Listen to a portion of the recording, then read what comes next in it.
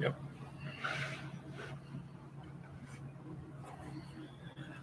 Oh.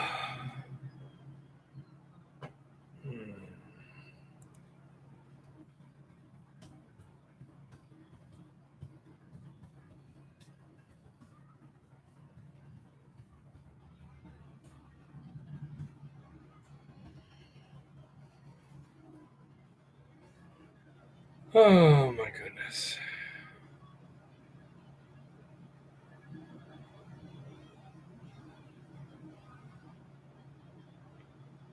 Oh, I hate computers so much.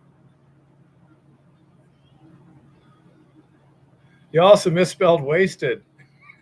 Blind dude. Sound check. Oh. Looks like everyone's making it here. Oh. Hey, blind dude. Okay, thank you, Stephen. Sounds good. That's fairly common on YouTube, David. Oh, yeah. I mean, it's getting to be routine. And this time I didn't do anything wrong. I just pushed start stream, and it just so I had to back out, shut down the computer, and restart it. Yep.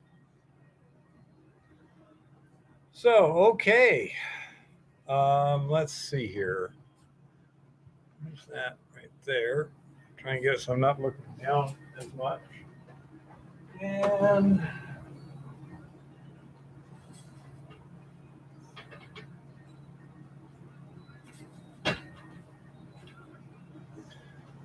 yeah, it'd be nice if you could like do a preview. I don't know. That sounds like an existential question, Chris. Uh, okay. So here we are again. Um, Eva and I have been working pretty hard this week, although last week we had a little bit of a break with her boys visiting. Uh, and so things are back to working our asses off. And Rock, if you look at the thumbnail of the original live stream, you will see a picture in a different spot of that same mine in the area we call Packrat Penthouse. Um, where we're working right now is what we call the perpendicular vein. It's a fracture that is near vertical and, you know, broke through all of the, you know, laminations of the natural sedimentary layers. Packrat Penthouse, on the other hand, that structure appears to be a replacement vein in a dolomite layer in the um, strata, the sedimentary strata. And it's some, we got a lot of good video from it 2 years ago when we first started exploring it. That gives you a better idea of a lot of the different things. But the perpendicular vein appears to be where there is the possibility of some decent ore, essentially readily and safely accessible. Packrat Penthouse still has some good ore left. The problem is it's holding up the back, which gets complicated. It's entirely possible there's more stuff down dip. The decline is still in the stratum, but it's fairly small and the grade has dropped to sub-economic, but you could easily follow that stratum to see if you could find some better stuff again. Because at Packrat Penthouse, it was more like 18 inches to 3 feet, and the grade, 2 to 6 times what it is at the bottom of the decline. So it's definitely possible. They clearly were hoping to find more. They took a drift all the way to the north extent of that ore body, and it's all pinched off all along the stoping and that drift. Although one could, continue on, but that's a crapshoot. Another possibility is, as we go down the dip of the perpendicular vein, then when we get to the far end of the good ore, we can double back and come back. And right now we're basically going very close to the dip of the structures themselves.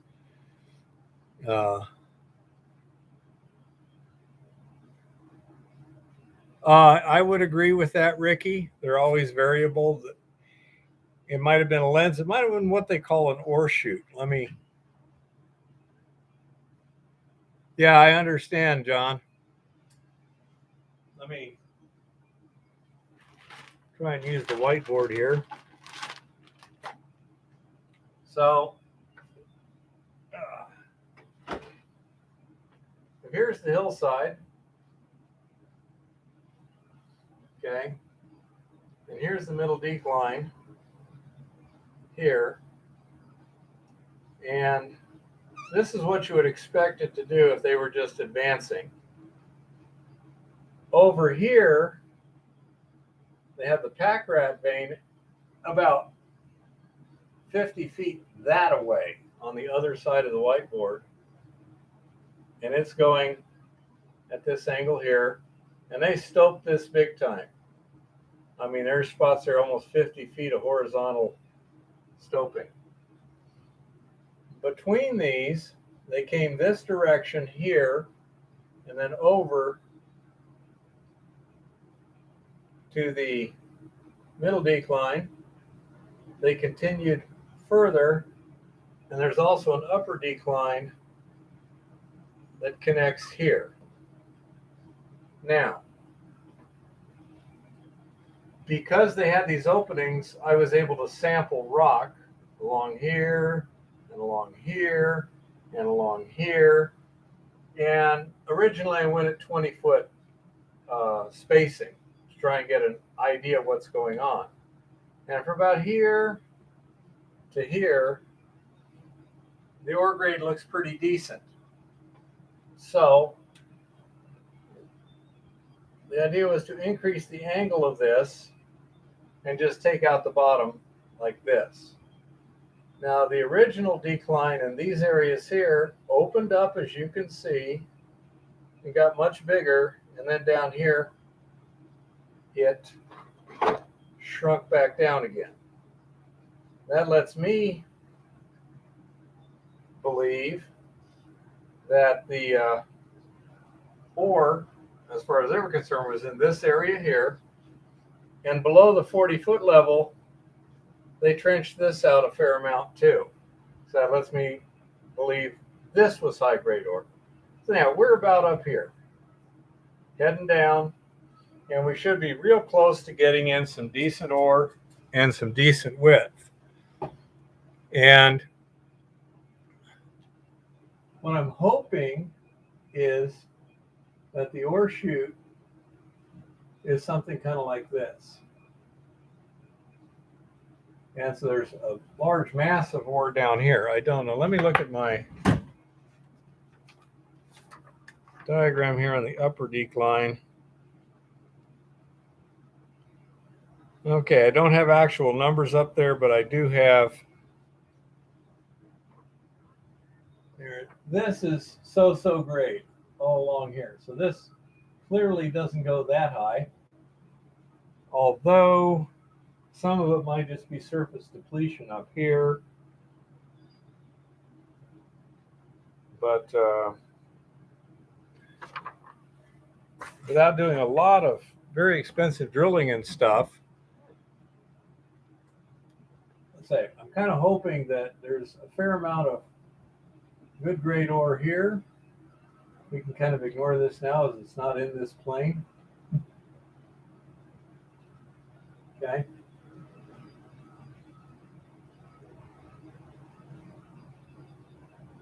And another thing some people have asked about is, instead of going down the hill, can we take it out here now?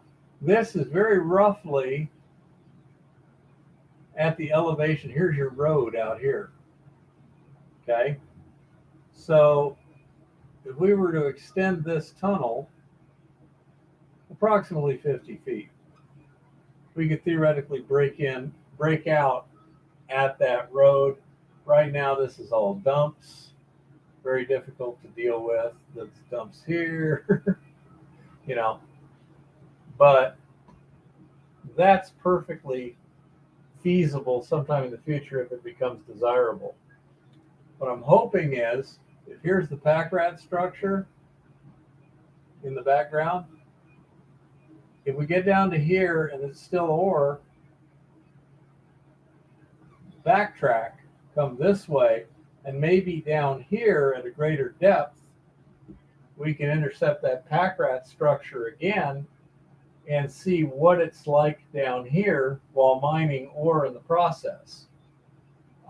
So far, we're above it up here, so we can't observe it from this decline. But if we, switch back, then there's possibly, are there levels off the central decline? Pack rat structure is just what we called it because there's a lot of pack rats that live there. So we have a perpendicular vein, which is vertical, and then we have a pack rat structure, which is at 60 degrees, and it's a different type of ore body in a different emplacement, et cetera, et cetera. So that's how we just make the differentiation. It's not a pack rat structure, it's the pack rat structure, simply as a name that we can give it. So it's not like that one or this one. Okay. And are there levels off of the central decline? I presume you mean this central decline. There's only this 40-foot level here. It connects with the much more extensive stoping along the pack rat structure. And it looks to me like they were doing a little exploration out here, and they sank this decline here, although it might have been a raise. This is less regular than this. And there's an ore chute at the bottom.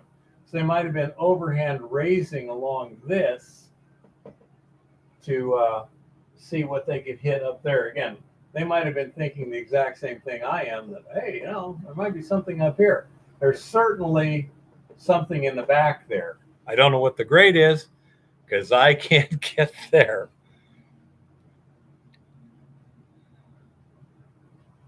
That's entirely possible, Rock. I would agree with you.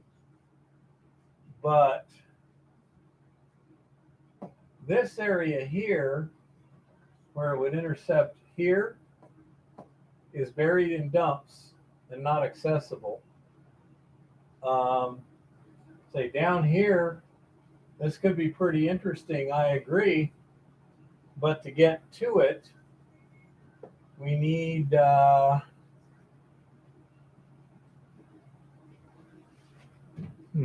let's see, this is to scale.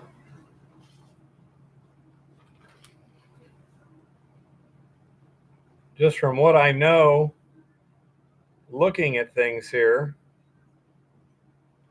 this distance here is on the order of 30 feet.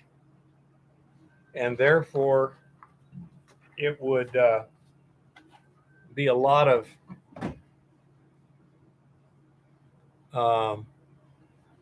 digging just to see where this is right here, where this tunnel is. You notice it's on the pack rat.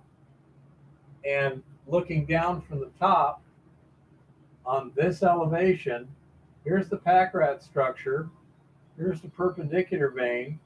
The pack rat is offset by 5 feet, or the structure is. There's no exceptional mineralization here. They drove a 50-foot tunnel along that fracture, looking, apparently didn't find anything.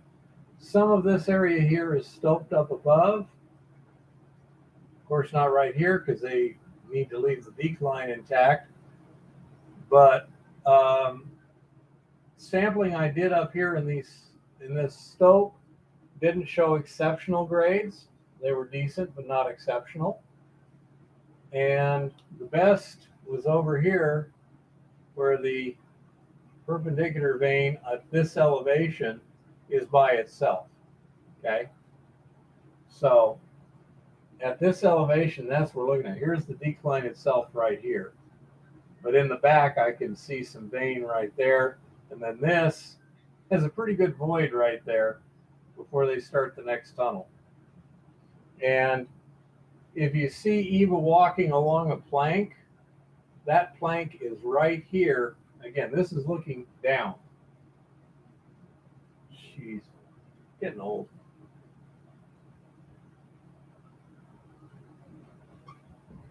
Okay. What part can't you get to? Okay. A very common thing is when you have two structures that meet, where they meet tends to be wider and richer. And so what Jim is saying, or not Jim, Jim Rockbutcher is saying, is that where this perpendicular vein, which is basically the whiteboard, meets this structure here, you would anticipate pretty good mineralization right here.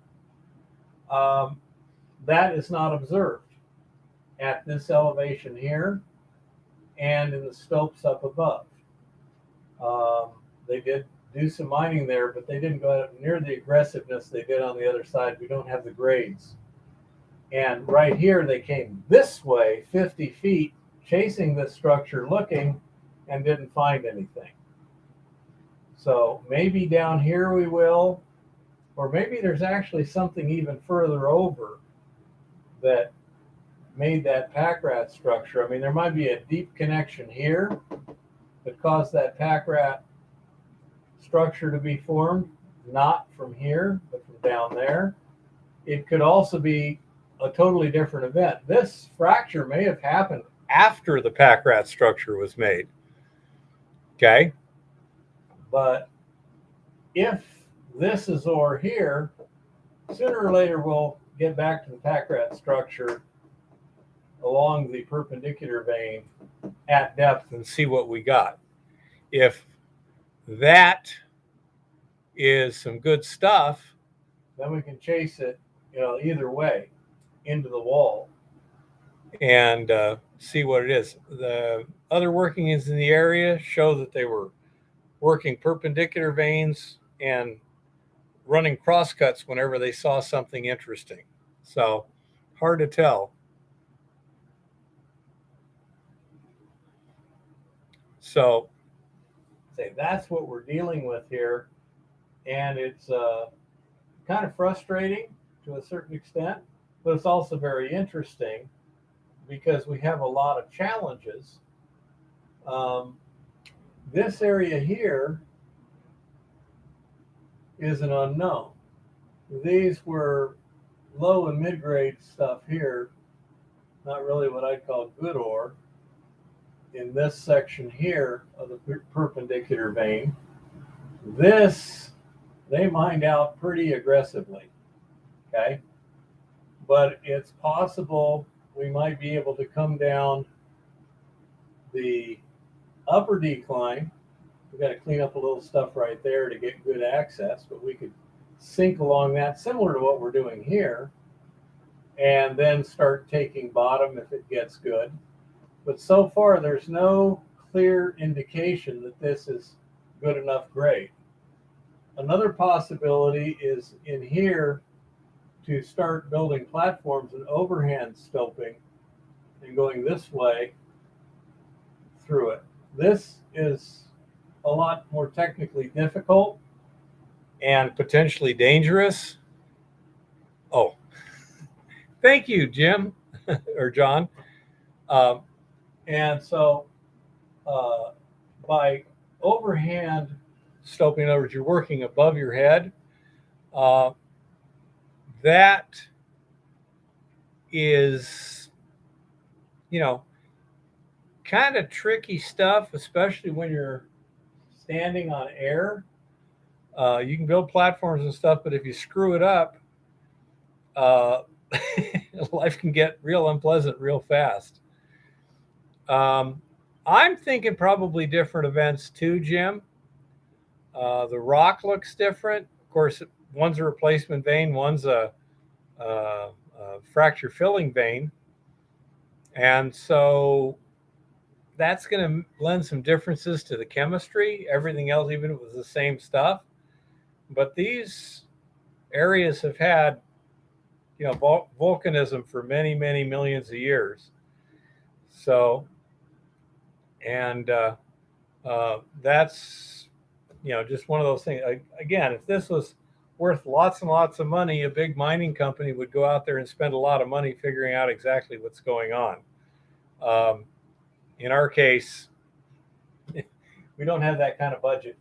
And the indications are not solid of a major ore body at this point in time. Doesn't mean that there isn't any to extents, but we shall see what we shall see. Anyhow, as of right now, we're down slant distance about 16 feet. Yeah, if they could permit it and stuff, exactly, Shaggy. Yes, John. There are a lot of very specific terms for specific reasons. To those who know what I'm talking about, it says very particular things. If you don't understand, just ask me and I'll tell you what that term means. Because if you haven't been informed of that, it's just going to be so much gobbledygook to you. But yeah, the hard rock is a more complex challenge than placer, or at least in general. I imagine there's some placers that can be pretty annoying. Um, but with the hard rock, you have that's true, blind dude. And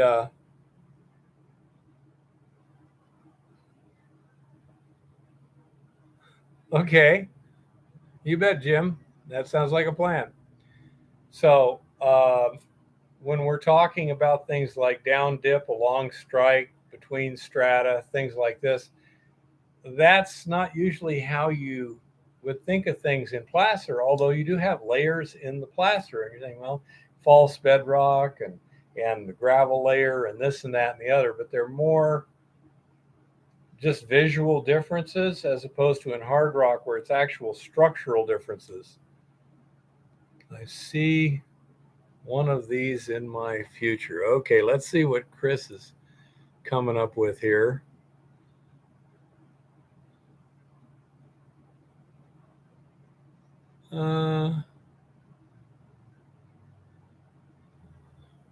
Well, the problem is we need air for that, but yeah. Okay, stoper drill. Okay. Probably.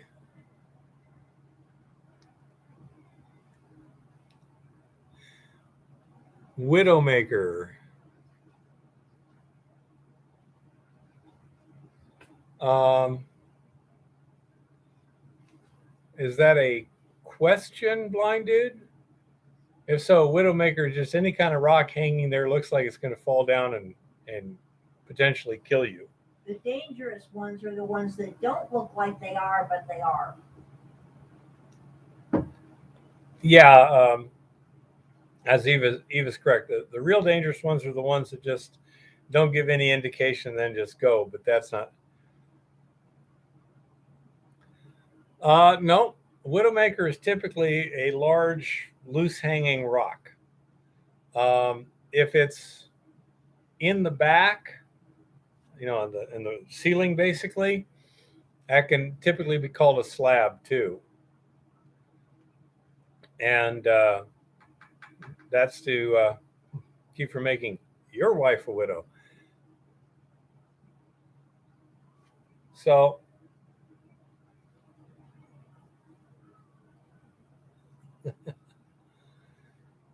anyhow, so that's basically what we're doing. And because we had very hard digging this weekend, and the vein was so small, we didn't even get a full load. Also, the Hilti, it started behaving a little funny Saturday afternoon, and the vibration was just a little off.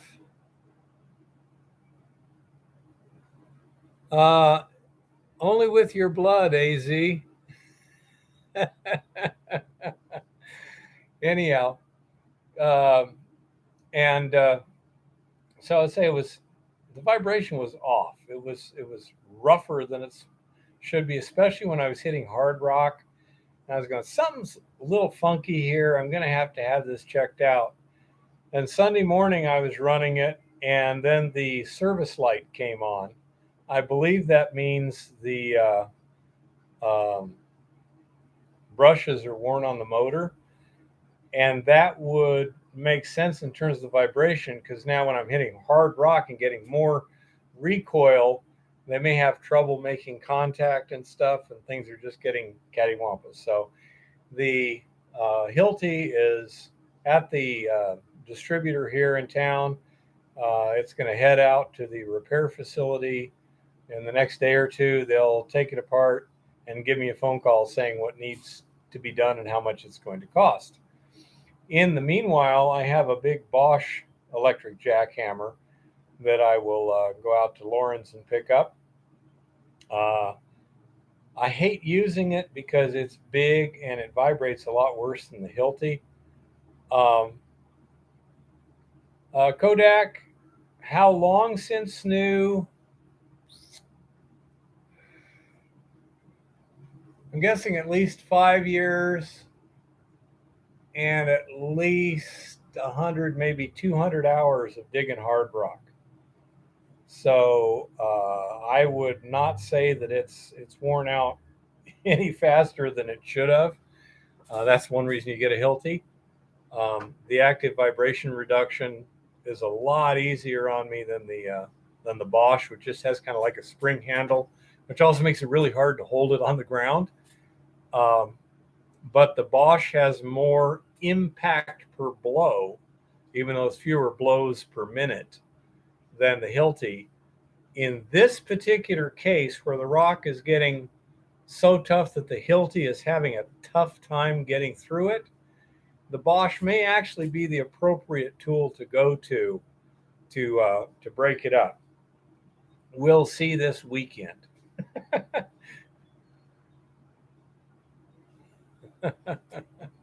So, and I say, thanks, Rock. So we're going to take the Bosch out this weekend and see how it does. But it's so heavy, Eva's going to have to lower it down to me on the carriage, because it's the Hilti itself is tough enough to climb the ladder with, but that Bosch is just too big. Screw it. I'm not sure what the pun is, Shaggy, but it's a handful, and because I'm going down, I can handle it. If I was trying to go across with it, no luck. But if I'm just going down, and the one thing you want to do when you're going down too is, like, here's the walls, here's the floor, like this. It's going to tend, as you're working this thing, to keep coming in on you a little bit. So you need to make sure while it's like this, you put extra punch into these corners while it's easy to get to. Otherwise, you're going to wind up down here trying to do that up on the wall somewhere, and that makes life really really hard to get it to bite in. And yep, you're correct. So anyhow, when you're taking it down, make sure you work those corners as you go down, because it's a lot easier to get the bit to stick in the corner when it's a corner and not sitting on a wall like that, just a slight deviation. So that's one thing. You always want to push those corners or they will push back on you. Um, that's just the way it is. Oh, yeah. So, anyhow, um, the pad is coming along. The cushion is expanding quickly. Another couple batches, and I probably will have the lower section covered and the pregnant pond final lined. And the um, the pregnant pond really can't get lined until I've got the cushion for the other part, because it overlaps. Right now, the current liner in the pond is up on sandbags to create a little mini pregnant pond there. And to put the other liner underneath there and get everything contoured properly, I got to be able to fold that liner down, which means I got to be able to get the cushioning in there right away. And then we'll also have a sandbag wall, but that will allow the solution to flow through sand filter and sandbag wall into the new pregnant pond. So it'll be a lot cleaner too. And that'll be nice with the resin cartridges. They tend to kind of silt up the little fiber discs that hold in the resin. Exactly, David. By the way, you may have noticed on the latest video, I got Eva a canopy chair. It is pretty warm out here right now. The sun is pretty intense, and it was just ridiculous to expect her to sit up there in the sun, waiting for me to give her, to ask, for the carriage, or to have her pull it up, or this or that. So we spent a little bit of money and got her an appropriate seating arrangement. Hopefully in 2 to 3 weeks, we'll be up to full production. Where's the fires? Nowhere too close to where we were at, although there's actually a fire within 10 miles of Lauren's house. And that, I think, is under control. But shh, John, shh. No, that's just the dirt. I don't know. Don't have any real handy, but my shirts are looking pretty ridiculous. I just bought some cheap, long sleeve thin shirts. Thrift shops. That $250 each, and it's like, okay, I'm turning them into desert camo the hard way. Yeah, Rock. That's the way it is, man. We don't have real good ventilation. I just wear a mask and deal with it. And that dry iron oxide is pretty nasty. What part do you want colored in, Rainmaker? What is it that you're trying to understand? It's a little difficult to accurately portray stuff. This is basically just a plan view along that one fracture line. This is the middle decline, upper decline. This is where we know there's ore in here. We presume there's ore in the back here. We hope there's ore down here. And it would be kind of nice to have some ore up there too. But we'll find out as time goes on. That's what I'm thinking, Chris.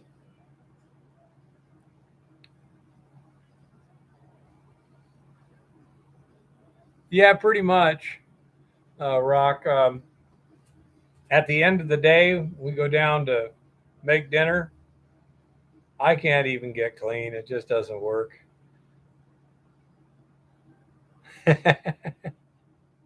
Oh no, I got colors. See? I got red and blue and green. I have pretty colors.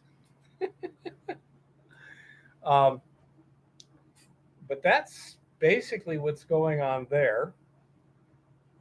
Miner Jim has a friend that just came into town today, and he is supposedly going to be helping Jim with some stuff this summer. But that's why he's not here. He's going to be popping in from time to time on the comments. My picture needs a happy little tree. Yeah, your picture needs a happy little tree and some happy little clouds.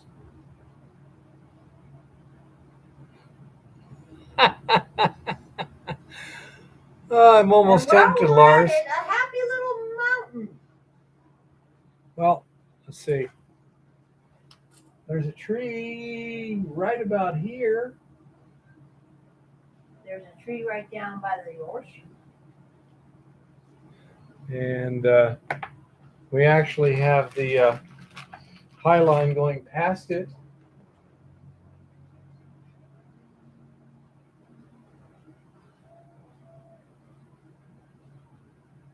And if you want a happy tree, I guess it's got to be that.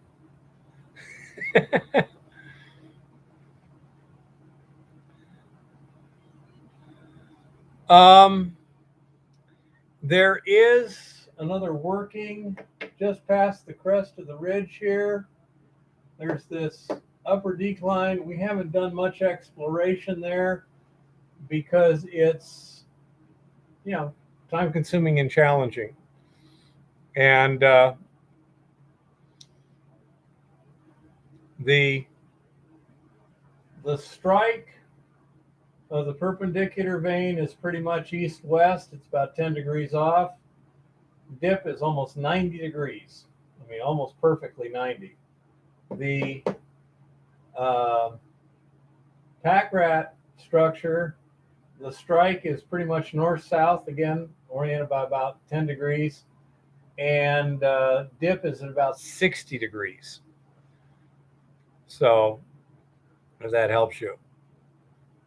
Yeah, it's some kind of pine tree-like thing. I'm not sure exactly. The one halfway up the hill is a pine. She says it's a pine. The one and the one down by the horseshoe is a juniper. The horseshoe? Oh, the wooden oar. The one we drive around. Yeah, it's a little juniper. Yeah, it is a pretty good dip. I'm developing this angle here at 65 degrees to get that extra slice out of there. Currently, the shelf I'm working on is 6 to 7 feet across here. And that's enough to work on reasonably well. I put a handrail so that I don't have to wear a safety line while I'm working there, so I don't just step off the edge. I can't. But I think when I get down to this next level, it'll be closer to 7 feet. And this right here was done in a series of steps, I presume, just to make it easy to climb back out. They probably had a rope or something and they'd walk down holding onto a rope or whatever. But so the area that I'm working on, the length is going to jump dramatically at times. Rock Butcher says, Eva, get some berries from that juniper for marinating any venison you plan on cooking. Absolutely. She seems to know what you're talking about and approve, Rock. So when it comes to the extraction of the gold, we found that our consumption of Eco Gold X is higher than originally anticipated, but then our leaching times are longer because we don't have any ore to make it go faster. because we're trying to do everything. We're in the exploration phase. Well, not the exploration, the development phase of the access. And Blind Dude is going to be in places, that's for sure. If I would not be surprised if even in the United States we see significant shortages of things we're used to seeing. Think of, baby formula. But I suspect that we have so much farmland in so many different states with so many different jurisdictions that we'll be able to muddle through. The goddess will be discussing the current war on climate. She'll have more later. They really worked the pack rat deposit to extents. They didn't, it looks to me like they went looking reasonably energetically to try and find more, but they didn't find any similar type structures. And we'll have to see what we can do. We're going to have Jim up there on the hill someday this summer, theoretically dowsing also.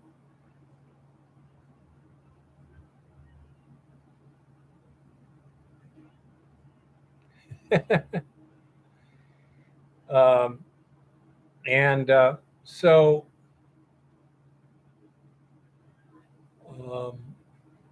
that's where they're in the milling end. Stutenroth is doing fine. RC46 is doing fine. The pad needs to be more cushion and stuff to really dump a full 1-ton load on it. The spot test is doing well, as far as we can tell, determining when to change resin. And the big problem is still getting the gold out of the resin efficiently and speedily. And we're working on that. And Richard in the Philippines is working on it. Chris is helping me with some stuff. And hopefully we'll find at least one relatively efficient solution in the not too distant future. It's one of those things that I'm pretty confident we're going to accomplish it fairly easily, but not necessarily immediately. And so the idea is to produce ore, leach ore, load resin as fast as we can during the summer. And I am focusing on that while other people like Richard and Eva and Chris focus on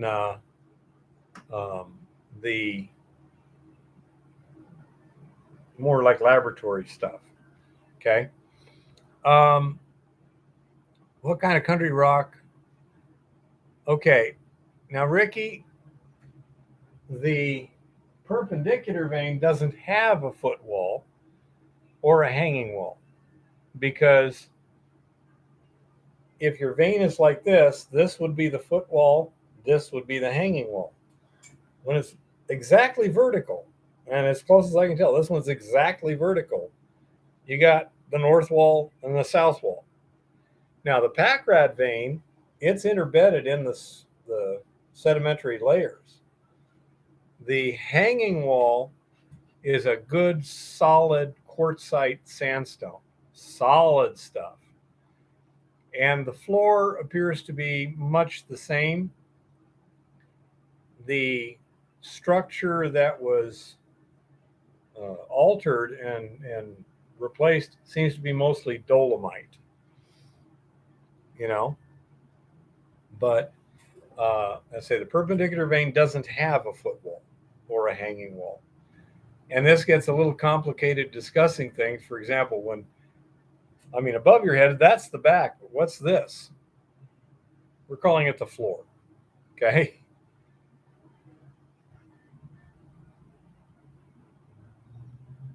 Well, the south wall moved 5 feet to the east with respect to the north wall.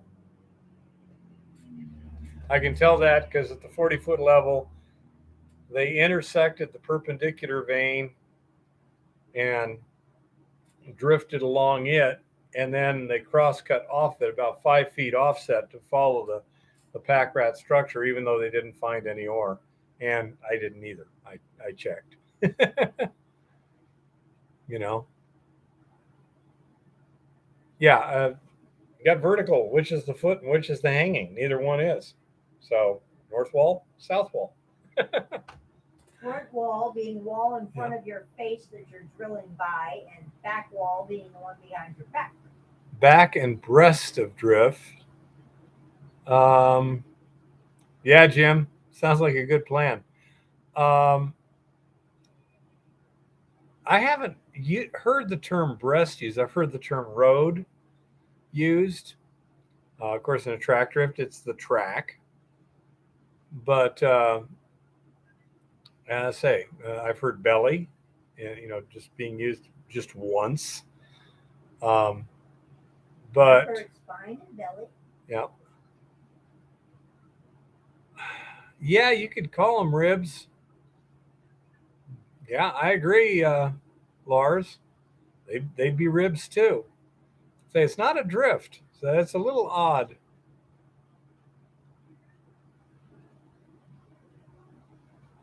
Blasting down into a backfilled stope and don't need a cut.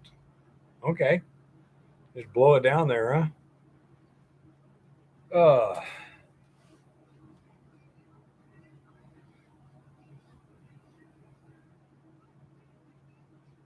It's a slope, yes. It's a very steep slope. When you see the video that I just posted, when I'm looking down those rails, those things are at 60 degrees. They're more vertical than they are horizontal. And so it's an inclined shaft. It's like this, 60 degrees. And then I'm increasing it to 65. You notice that ladder I went down was pretty close to vertical. As a matter of fact, it's so close to vertical that it's pretty easy for the carriage to come off the rails if you bang it around a little bit or something. Any values in the wall rock? Answer, yes. In our case, not useful values. And I don't know how deep they go, because once it gets below a quarter of an ounce to the ton to us, it's waste. Sometime later it may be ore, but for right now, that's waste. We cannot make money on it. There's an inverse ratio between gold and silver. The wall rock has plenty of silver, but gold ain't there. Correct, Rock. It's an inclined shaft on a vertical vein. To a certain extent, yes, Jeff.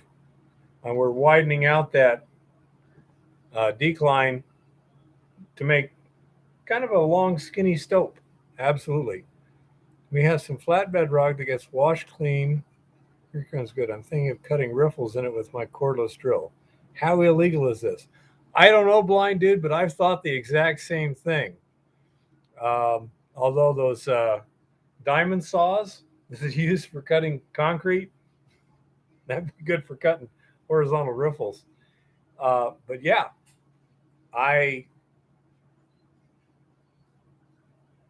according to rock, silver will diffuse further into the host rock than the gold mineralization.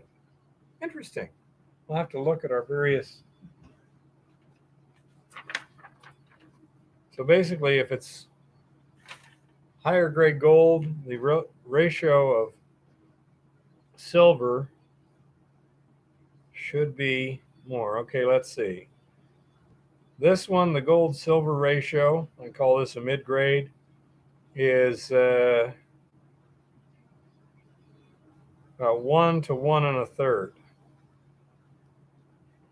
Here's another one that was quartz only, and it was 1 part gold to 1/3 part silver. Here's another just chip sample across the whole vein. 1 part gold, 3 parts silver. I'd call that mid grade. Here's a low-grade sample, 1 part gold to 1, 2, 3, 4, 5 parts silver. That one is either a typo on my part or 1 part gold to 0 parts silver. There's another mid-grade, which is about equal. Now we're going down and lower a little bit more gold and silver. A little bit more gold and silver. 1 part gold to 4 parts silver. 1 part gold to 1/4 part silver. It's kind of all over the map in the vein itself.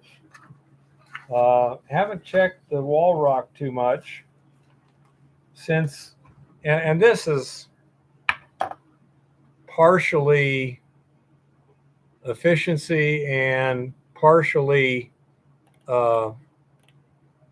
just laziness.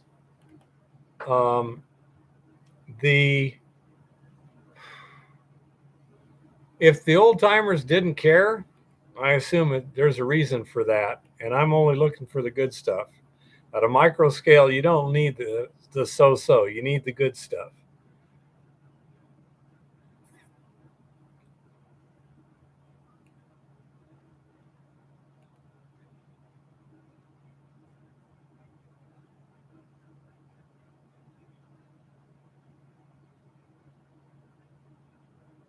If your vein gets offset by a fault, take a round further across and then sample the ribs. Whatever rib runs more silver, drift that way until you get back into the vein. Oh, okay. I see what you're saying. In this case, the offset we can actually see, but yeah, if you didn't have that already.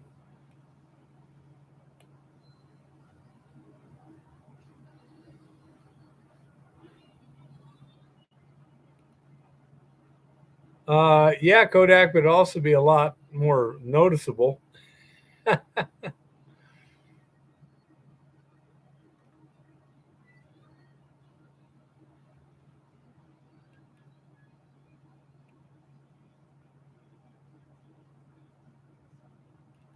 Yeah, I imagine in different jurisdictions, and also, do you have a claim?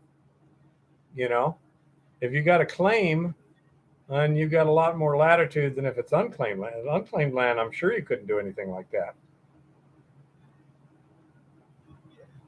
Or let me put it this way: if it wasn't claimed by you, I'm sure you couldn't do that. So, anyhow,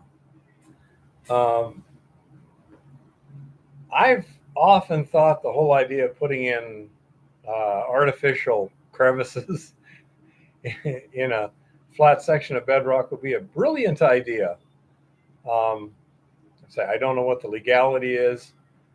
If it was pretty easy to cut, then I think one of those diamond saws would work just fine. You could just cut like what do they call that? A drop riffle, a vertical drop riffle. You could also drill holes. Don't know what the optimum would be and how easy it would be to clean them out. You know, what the size hole and what the spacing is and such.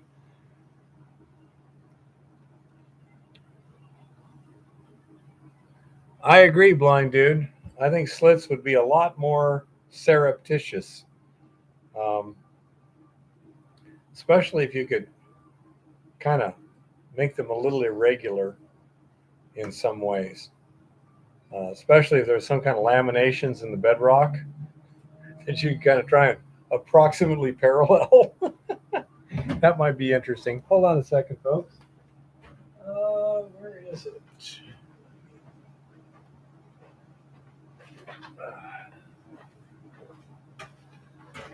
Got a little heartburn here.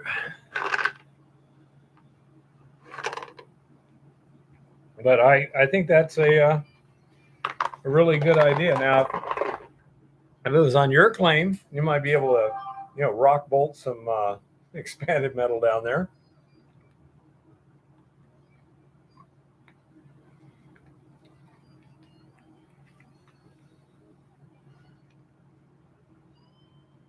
message, huh? Nope, didn't win the lottery again. Oh well. Yeah, that's it. I think slits. Again, with holes, the question is how big a hole would be optimum. Bigger the hole, you'd probably have to go deeper. A little harder to clean out. Gravel would pack a little tighter. I don't know, but yeah, I think it's a good idea. The other thing is, if you were to take like a core drill sort of thing, those ones for sampling concrete, and cut some holes, then kind of break the lips a little bit, you'd have something that would look almost like a natural pothole.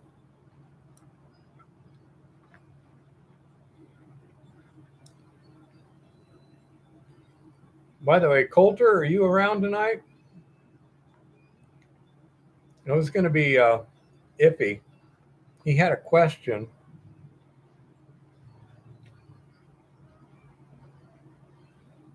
That's correct, Smoking. It was Dan Hurd.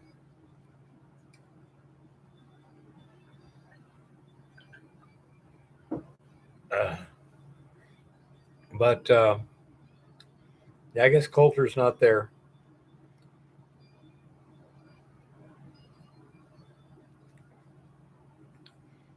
Yeah, anything that you can use to really suck out those cracks easily. That sounds like a plan, blind dude. I'd go for it. It's got all those little riffles in the bottom. If it's a regular sheet metal culvert, you betcha.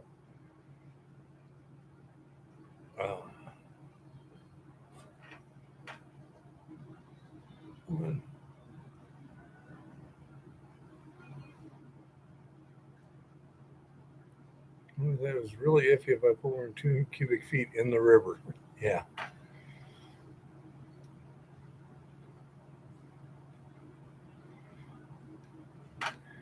Yeah, it depends on the state and exactly what you want to do. It might be the county roads department, or it could be the state department of environmental quality. Kind of hard to tell. With bureaucrats getting their fingers in everything, you can also wind up with a situation where you have multiple bureaucrats that all think they have jurisdiction over the exact same thing, and they have different ideas on what the heck the law says. That can get really complicated. One of the big copper mines south of Tucson once, the engineering department decided to see how many different regulatory agencies had some authority over them. Turned out it was 176 different agencies.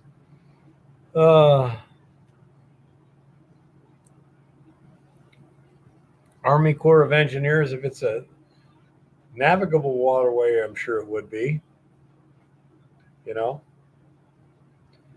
But anyhow, so yeah, I think it's a good idea.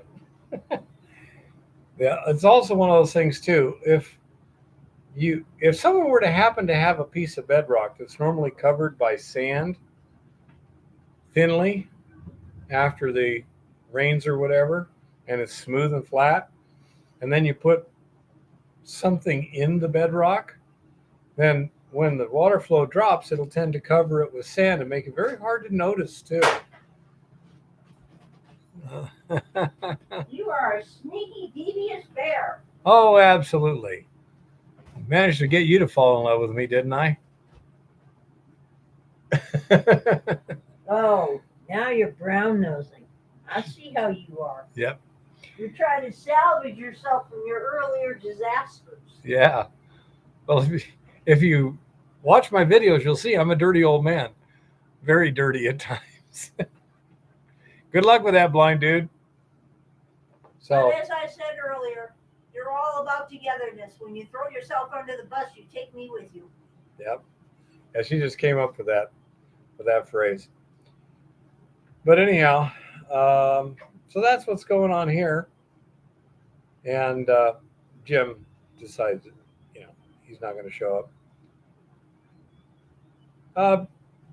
Yeah, Ricky, but you also have to make sure that said wife and you have similar goals and hobbies, because otherwise making your wife happy can make you miserable.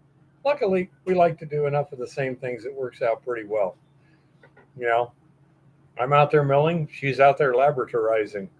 I'm out there mining, she's hoisting and on her phone. uh, uh, you're kidding me. Oh, remove that one. Come on, get up there. Remove that one.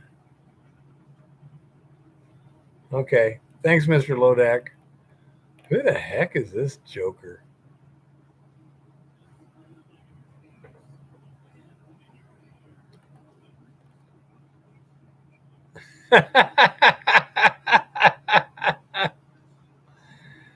Yeah. Yeah, he was pretty quick there, Chris. Uh, yeah, and I say that just wouldn't work out well with me, Ricky. And I say so. It took me many, many years to find her, but once I did, I didn't let go. Let's put a spin.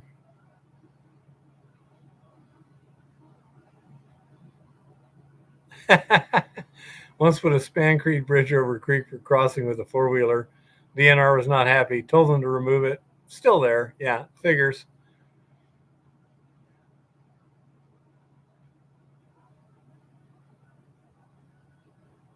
Hi, Lawrence. How's it going? Did you get the resin?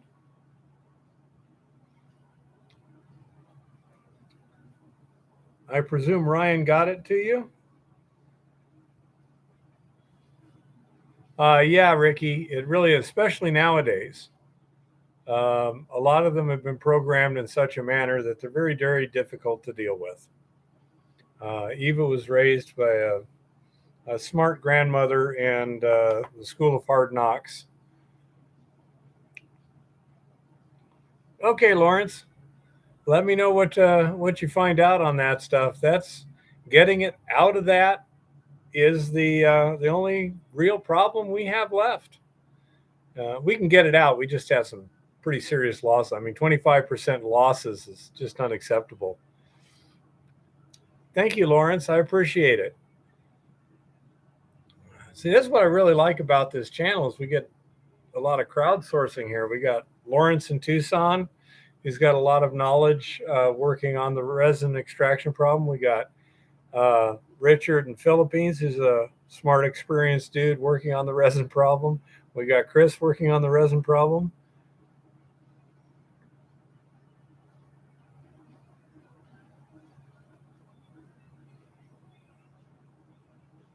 Yeah, I say it's pretty unacceptable, Lawrence. So we definitely need to improve that. According to Richard in the Philippines, DuPont said that by reducing the gold to the zero valence state, you can pretty much eliminate losses during ashing. I'm presuming that the current gold in the resin is either a gold cyanide, a gold cyanate, or a gold thio complex, but I do not know. So that's about all the information I have. You probably have more than I have. Yeah, try citric acid. We're going to try some things that Chris has suggested, and what's his name? Richard seems to have some ideas that are working to some extent.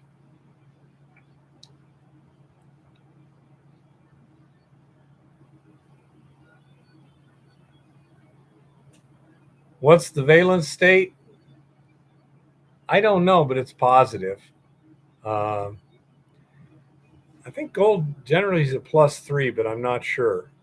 I'd have to look it up.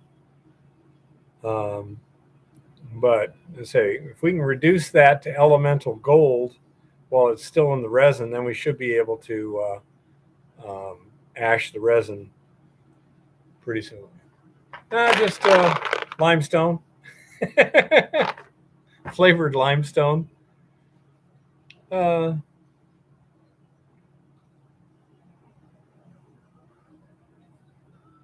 Hey, if you can elute it, that will be fine.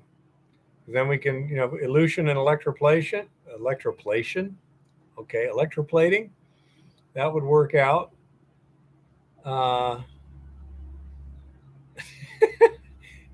Yeah, smart ass Lars.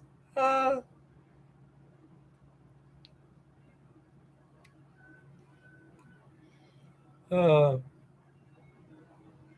see, somebody said something that just made me think of something.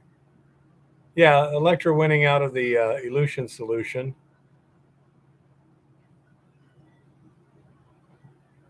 Yep. We would love to. So, let's say we shall see. And then, again, that would be something else Eva could run. I'm not sure if I like electroplation or not because I'm not sure what it is. I just invented the word and I still don't know what it means. But anyhow, yeah, again, that's something else that Eva can do. It doesn't take a lot of muscle to run a small elution electrowinning setup. I've got a good cell. It would hold cubic foot of resin practically, a big one if needed.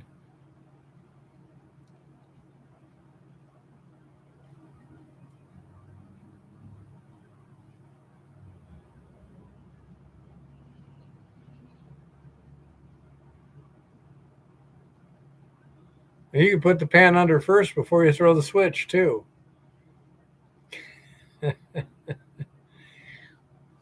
That's right, Lars. It was that comment you made on the video, and I sent something back to you that was about rocket science. That's what it was.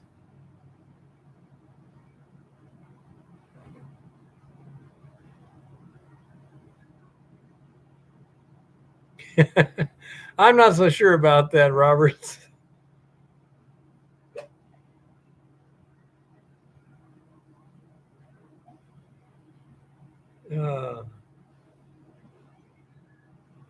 Is there a possibility of just putting a pan down there and letting it, letting the stuff go in and out, continuously? I'm planning on I need to make a bigger sluice for what I'm doing, and wider and longer. And I'm planning at the end, I have a tub. And I'm just going to put it down there too and see what happens as all this stuff is running. Then it'll give some kind of a settling basin again, just to see what happens. Because if we start running into higher grades and coarser gold, then we're looking at significant losses there.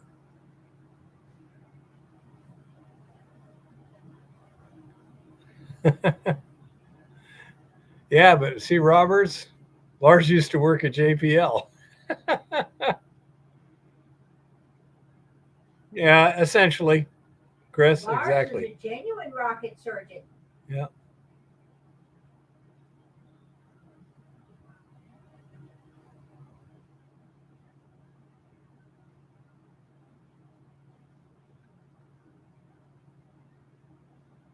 $5 milligrams, Lars? That sucks. That'd be great in an assay ton. Not so much for 4 buckets.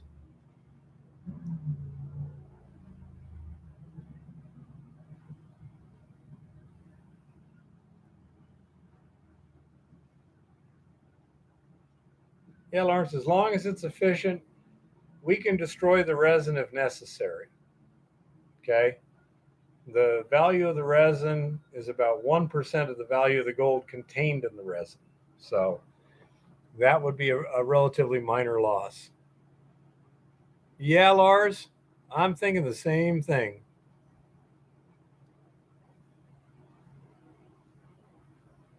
Not sure exactly what he did, but if he wasn't one, he was surrounded by them. Lars, do you wish to elaborate?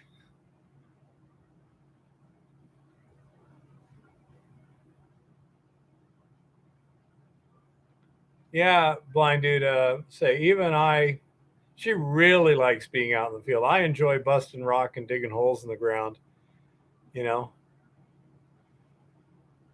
and so it works out well. It is a little warm right now, though. Stationary engineer, i.e., paper pusher. Is that a stationary with an ER? Absolutely, Lawrence. That would be desirable. Another thing that is possible, and I don't know whether it's simple, feasible, or desirable, is if we can even elute the other stuff without eluting the gold, and then load more gold onto the resin. I don't know. Lots of possibilities. Something quick, simple, easy, and safe that just gets everything off the resin and onto an electroplating cell and puts the resin back in circuit. That'd be great, especially with today's you may not have it next week setup. Oh, Lars says he ran their power grid and backup systems. Okay. Okay. Cool, Lars. But you got to watch.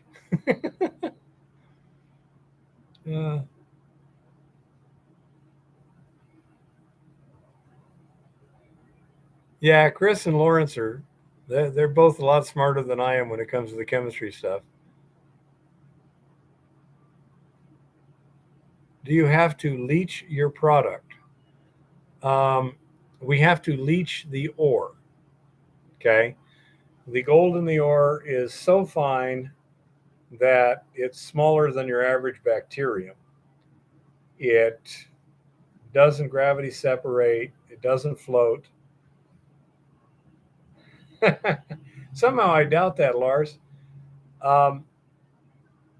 But it's one of those deals where the only efficient way of getting it out of the rock is through leaching. However, we may also have some coarser gold in there too, which means we may need to have two circuits, a gravity circuit for the coarse gold and a leaching circuit for the fine gold. We'll see. This it's a very small project, and it has a fair amount of complexity and a limited budget. So it makes it quite challenging in a number of different ways.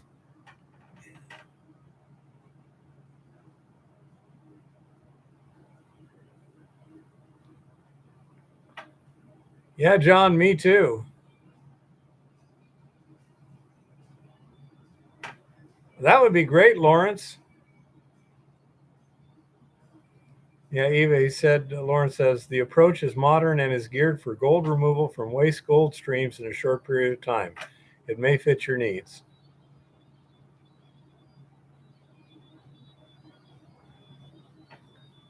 Mark Reich.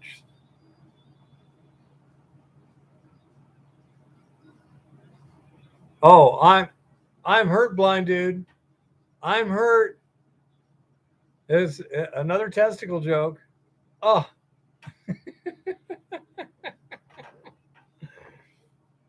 Oh. Oh. So, I say, that's Lawrence and Chris and Richard and everybody. They're trying to figure out the answer to our little conundrum here.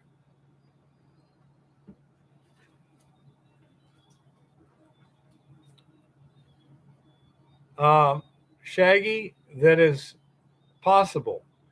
You need to make sure it's the right kind of claim. If the claim has lapsed at any time since the mine was operating, the dumps are now placer, not load. But yes, you can. That's certainly plausible under some conditions. Somebody seems to be here. Get out of this one here.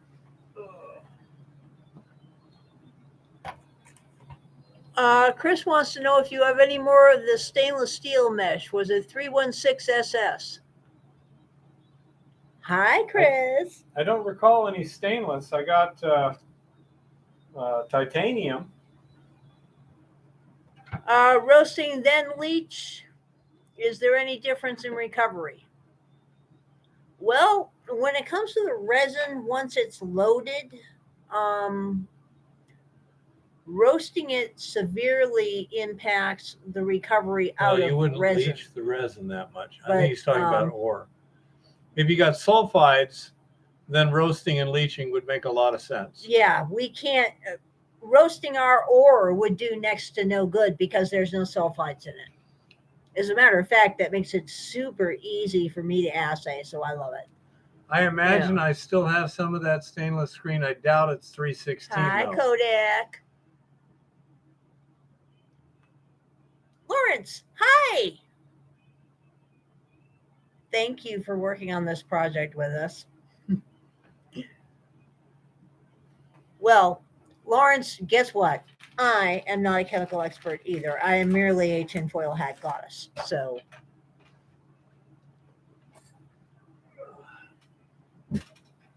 Roberts says titanium is better.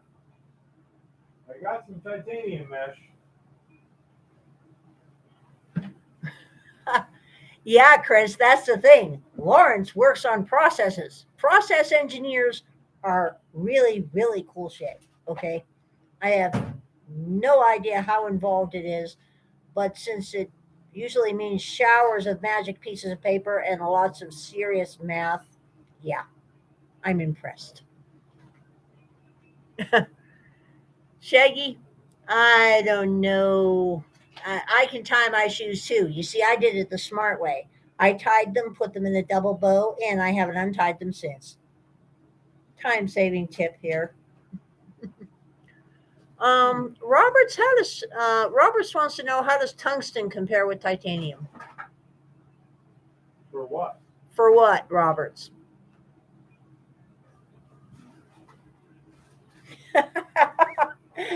Oh, David, sound the trumpets, definitely. Release the pigeons as long as they're not around me. The goddess is not a pigeon fan. We actually saw some pigeons out at the mine, and I was like, you've got to be kidding.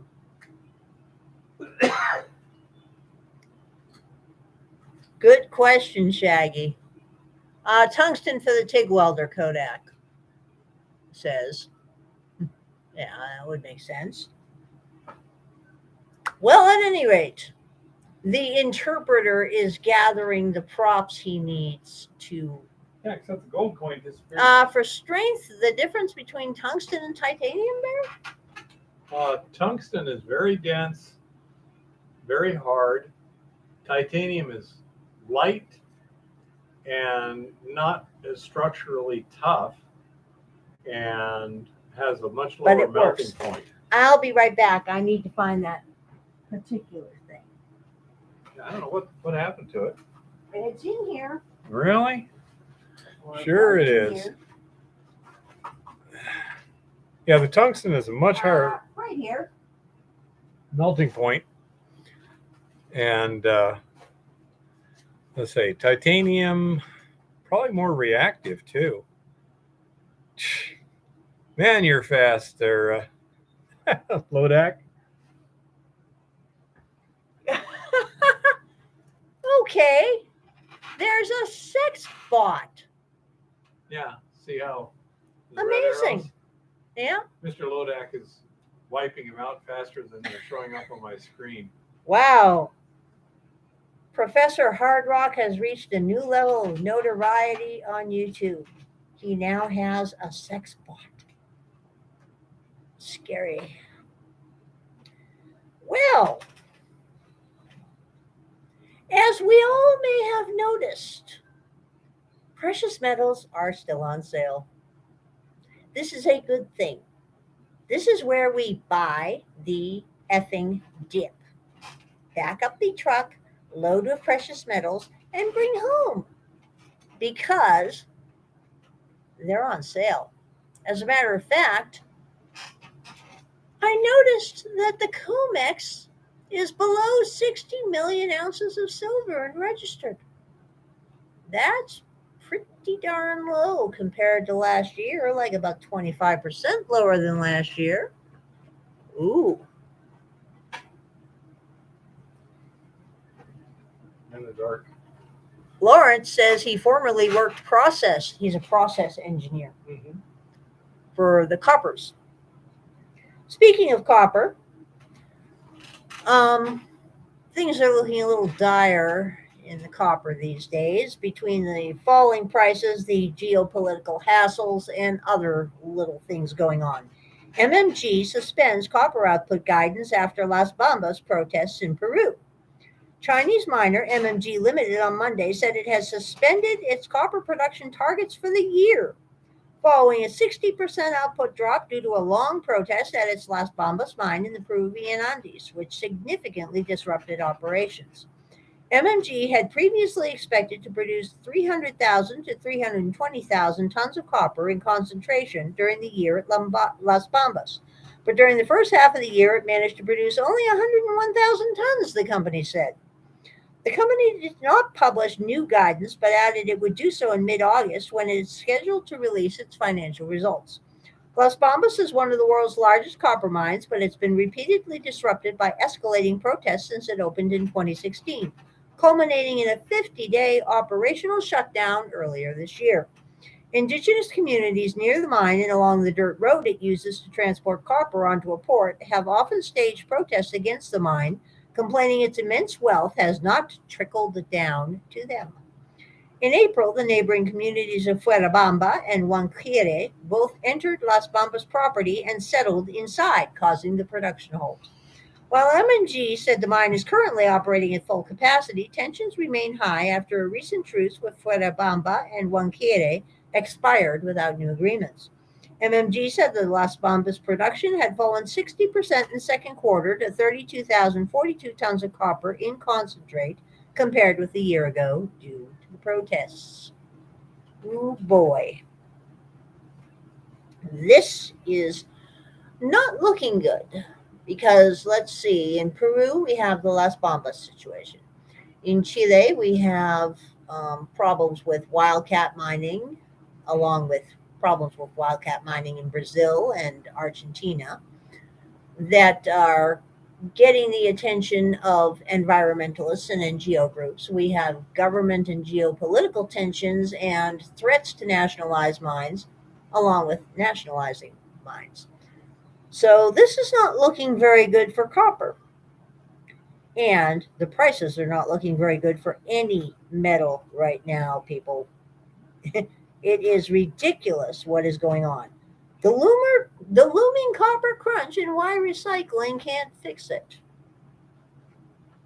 In 2021, global electric vehicle sales hit 6.6 million. 6.6 million globally in 2021. More than double the 3 million sales in 2020, meaning EVs made up 9% of the global car market last year. That's the good news from a decarbonization standpoint. Here's the bad news. Just as it begins to gain momentum, the electrification of transportation could begin stalling as early as mid-decade. Starting around 2025, demand for key battery metals could start exceeding supply, adding cost to EV battery manufacturing and putting the brakes on EV adoption, according to a new detailed analysis by S&P Global, The Future of Copper. In fact, car manufacturers are already facing supply chain constraints for certain key metals and are already resorting to substitution materials. Ford Motor Company announced this week it will switch to lower performance batteries for some of its EV vehicles, a move aimed at meeting production goals while addressing nickel supply issues. For some standard EV models, Ford will use lithium ion sulfate batteries, which don't require nickel or cobalt. The goddess wonders, don't those batteries have a habit of catching fire? Oh, of course they don't. Meanwhile, the International Energy Agency warns a lithium shortage could start around 2025.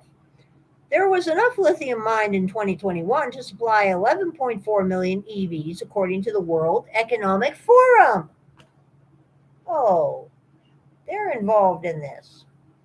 I'm shocked. Shocked, I tell you. If EV sales double again over the next couple of years, the EV market will already exceed the current global supply of lithium. Really now.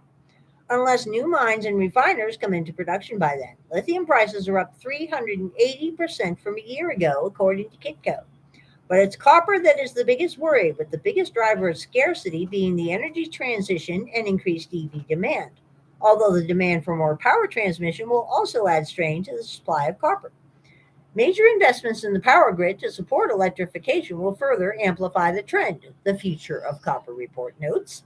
The 2050 climate objectives will not be achieved without a significant ramp up in copper production in the near and immediate term, which will be very challenging. A battery electric vehicle requires 2.5 times more copper than a standard internal combustion engine vehicle. Much of that is in the electric motor, some in the battery. There simply aren't enough copper mines being built or expanded to provide all the copper needed to produce the 27 million EVs that S&P Global is forecast to be sold annually by 2030.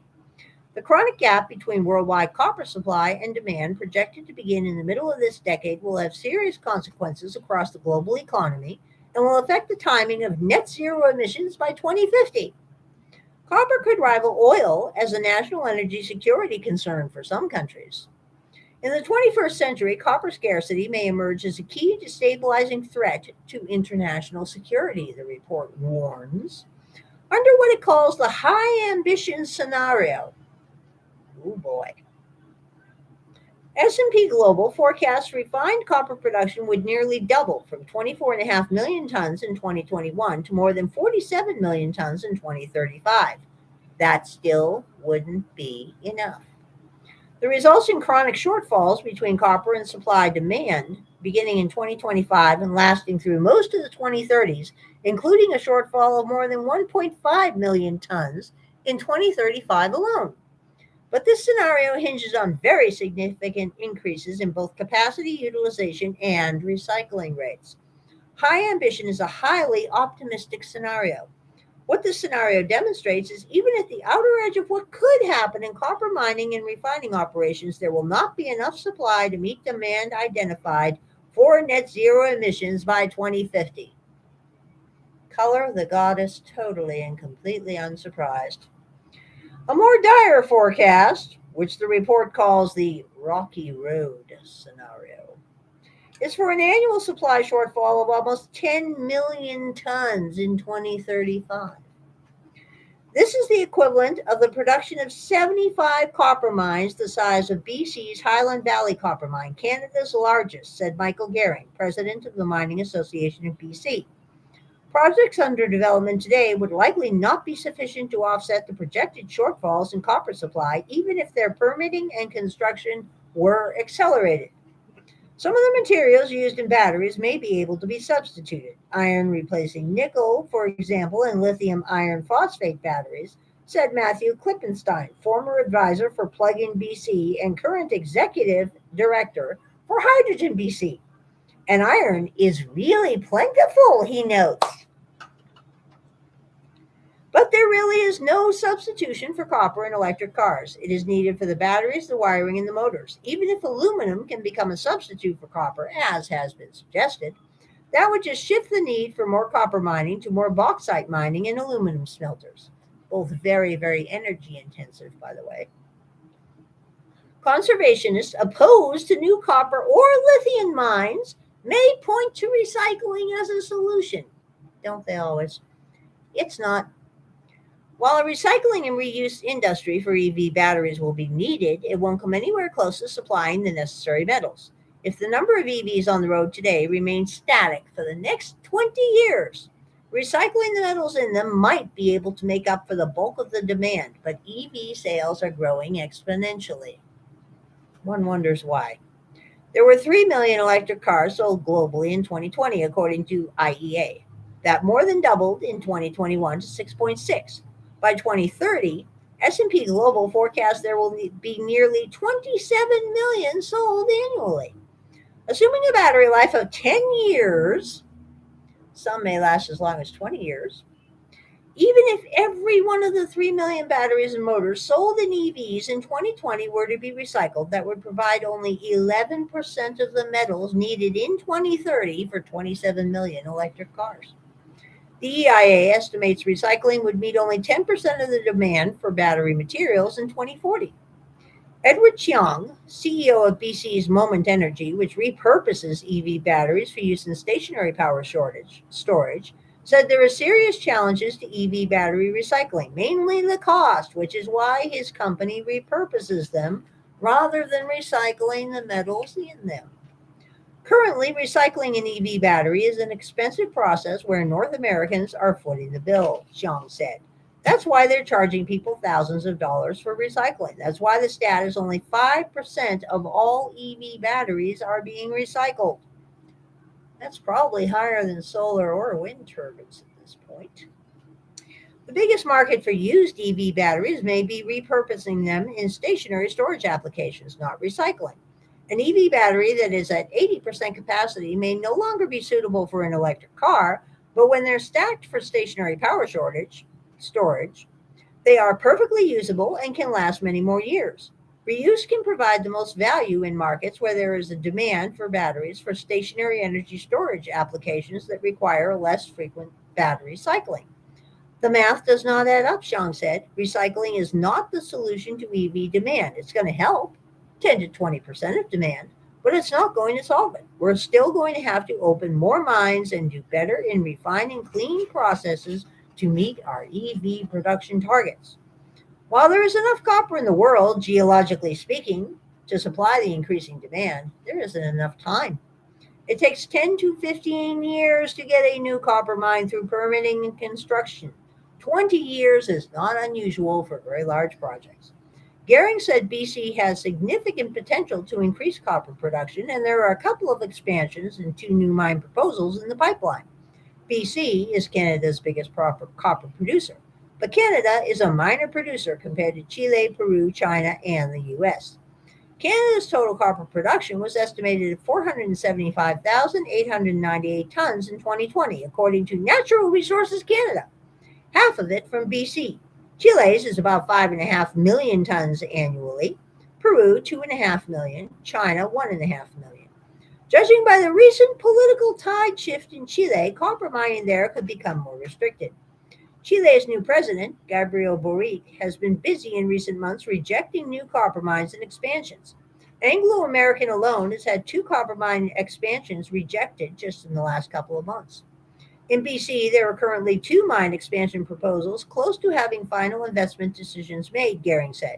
Highland Valley Copper and Red Chris, and 2 proposed new mines, the KSM Gold Copper Mine and Galore Creek Copper Mine. Whether they can be permitted and built in time to address the looming copper crunch remains to be seen. Senior policymakers need to focus significant amount of attention on this. A credible and robust climate strategy needs to incorporate the supply side of critical metals. Well, yeah, you know.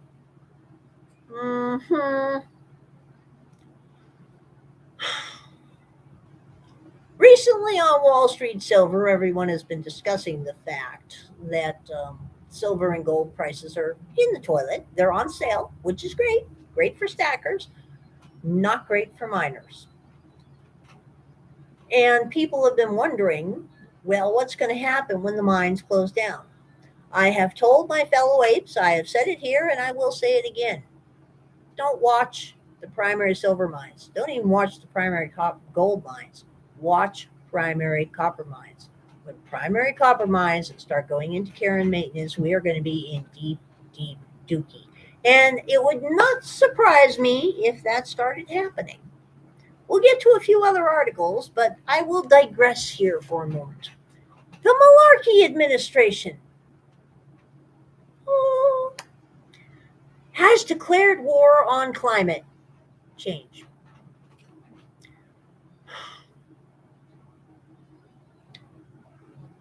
As far as the goddess can figure out, it has been 77 years since we declared war on anything and actually successfully executed that war.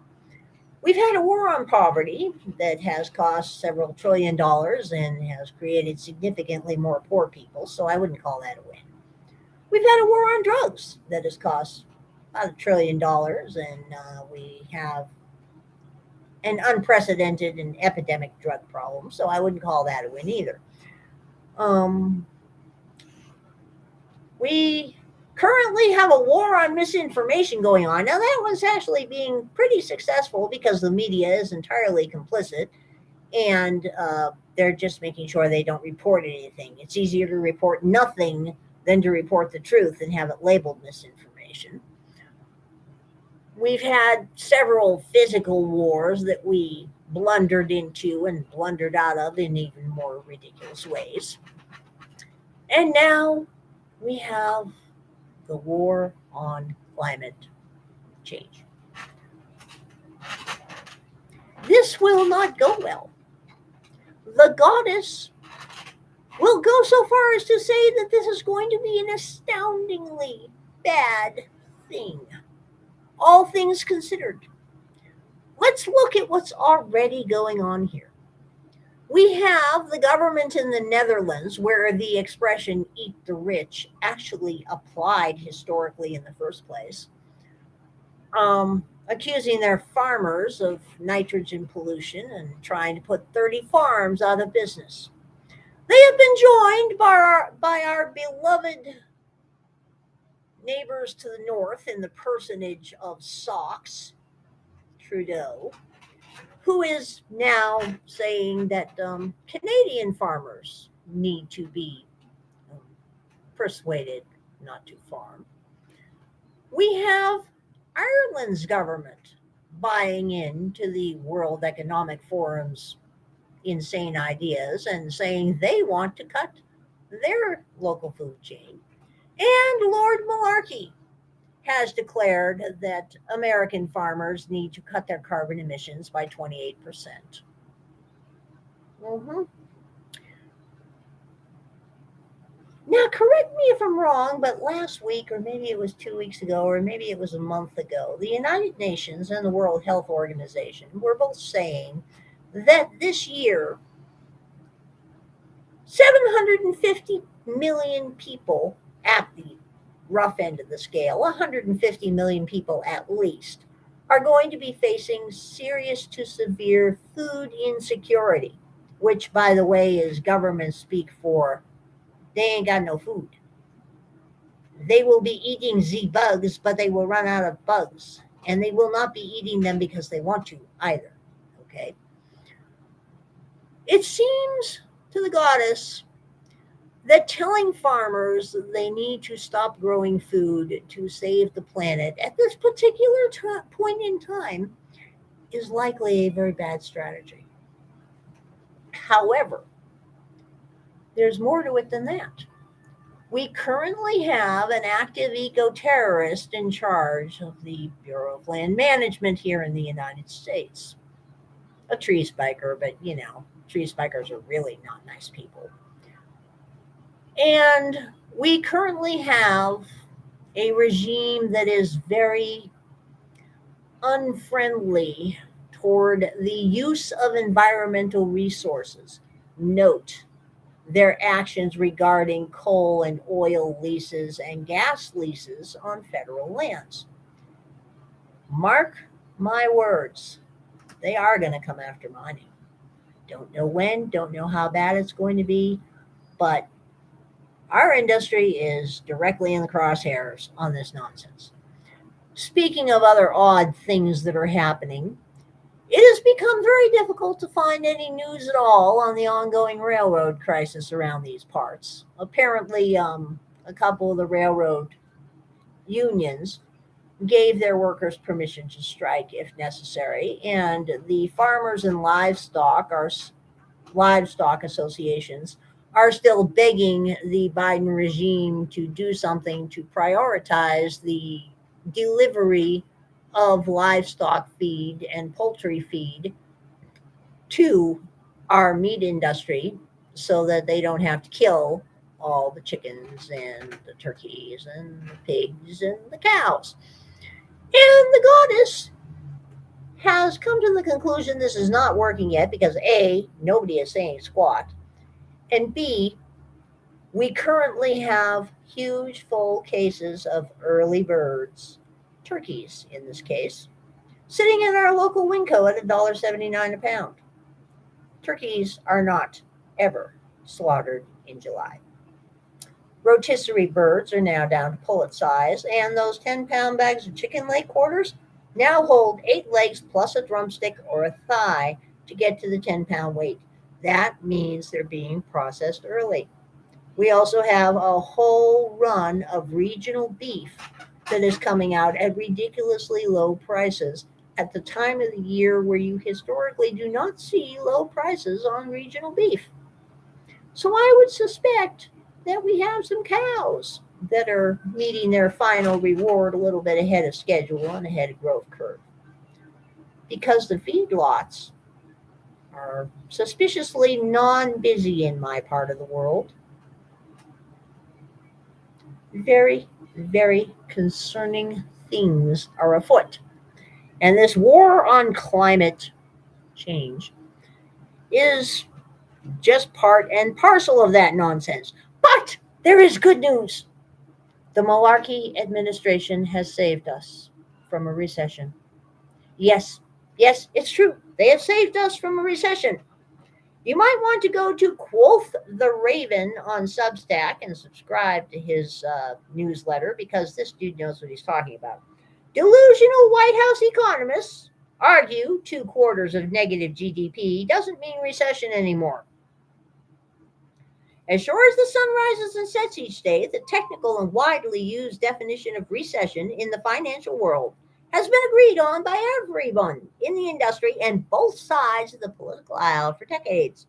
That definition is, of course, a period of temporary economic decline during which trade and industrial activity are reduced, generally identified by a fall in GDP in 2 successive quarters. Now, note, our quarter reports are a little late this month. They'll be coming out probably next week, maybe. Usually, when it pops up under the dictionary definition of the word, as the first use nonetheless, on the Silicon Valley based and left leaning censorship factory known as Google's dictionary, it's safe to say it's widely accepted. Webster's has an even larger funnel for the definition of the word, defining it simply as a period of reduced economic activity. But Joe Biden's White House, which has been dealt more losses in less than 2 years than the New York Jets over the last 20 years, wants to move the goalpost, just as they've done with the exit from Afghanistan, Hunter Biden's laptop, the origins of COVID, what vaccines are and are not capable of doing, and what's causing enormous price spikes this year. If I hear Putin's price hike again while President Biden continues to vilify the oil industry, I'm going to stand outside and unload a Costco-sized case of Aquanet brand hairspray directly toward the ozone layer. I like this guy's thinking. Ergo, we are dealt a trusty White House briefing in an attempt to squelch more of that pesky disinformation that keeps making the rounds. How do economists define whether the economy is in a recession? Straight from the albino McMansion, here we have it. The White House Council of Economic Advisors wrote in a blog called How Do Economists Determine Whether the Economy is in a Recession last week. What is a recession? While some maintain that 2 consecutive quarters of falling real GDP constitute a recession, that is neither the official definition, wow, Webster's needs to be informed of this, nor the way economists evaluate the state of the business cycle. Instead, both official determinations of recessions and economists' assessment of economic activity are based on a holistic look at the data, including the labor market, consumer and business spending, industrial production, and incomes. Based on these data, it is unlikely that the decline in GDP in the first quarter of this year, even if followed by another GDP decline in the second quarter, indicates a recession. The albino McMansion has spoken. The economy has never been better. And after some good old-fashioned muck polishing and ad hoc data mining like a biotech shitco whose sole drug just failed phase 3 clinical trials, the blog ends with the conclusion, nothing currently is indicating a downturn. Recession probabilities are never zero, but trends in data through the first half of this year used to determine a recession are not indicating a downturn. There you have it. It is official. Even Janet Yellen joined the fray, stating this week, "This is not an economy that's in recession, but we're in a period of transition in which growth is slowing." The goddess is curious as to where we're transitioning to. Are we moving along a road that is currently paved with good intentions? It's beginning to look that way. And that's necessary and appropriate. And we need to be growing at a steady and sustainable pace. So there is a slowdown, and business can see that, and that's appropriate, given that people now have jobs and we have a strong labor market. To further demonstrate how idiotic this idea is, the yield curve, which is currently inverted, has inverted in every recession dating back to 1955, as Fox News quoted last week. Keep in mind, this is the same modern monetary theory, Keynesian making shit up as they go along group that got us into this inflationary mess in the first place, with what can only be described as a pornographic amount of money printing over the last 3 years.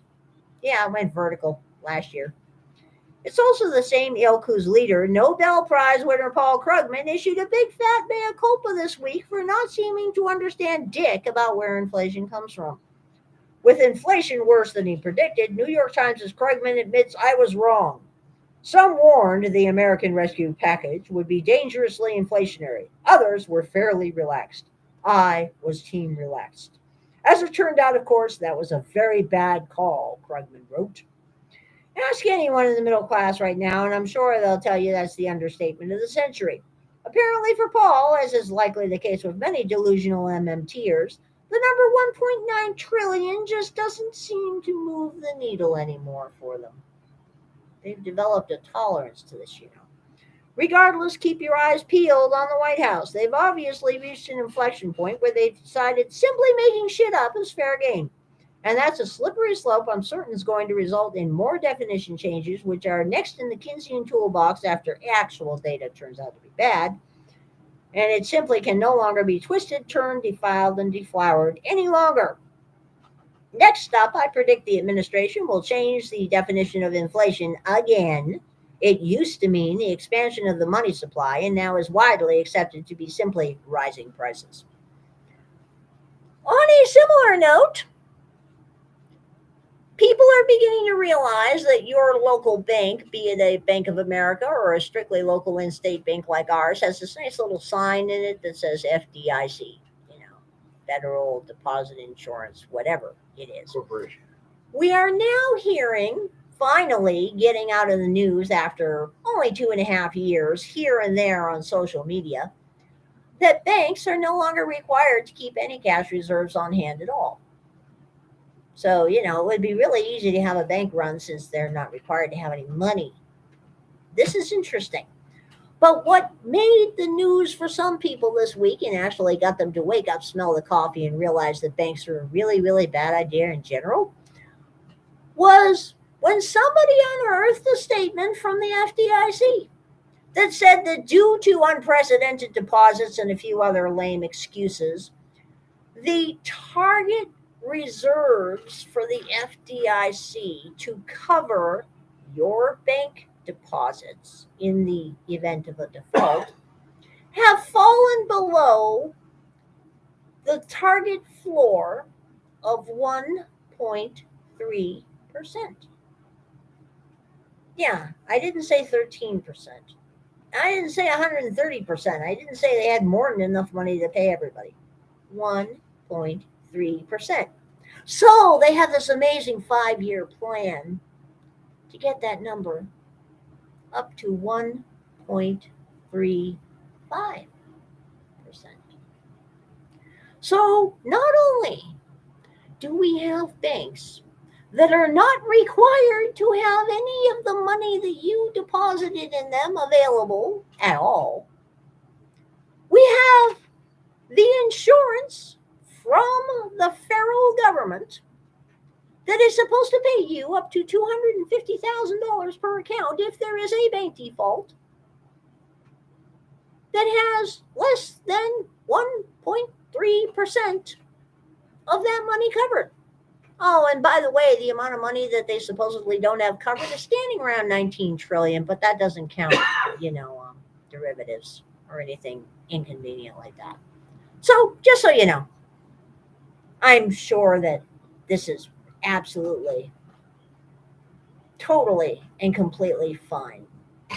Absolutely no problem with this at all. No problem at all. It does make you wonder why precious metals are in the toilet.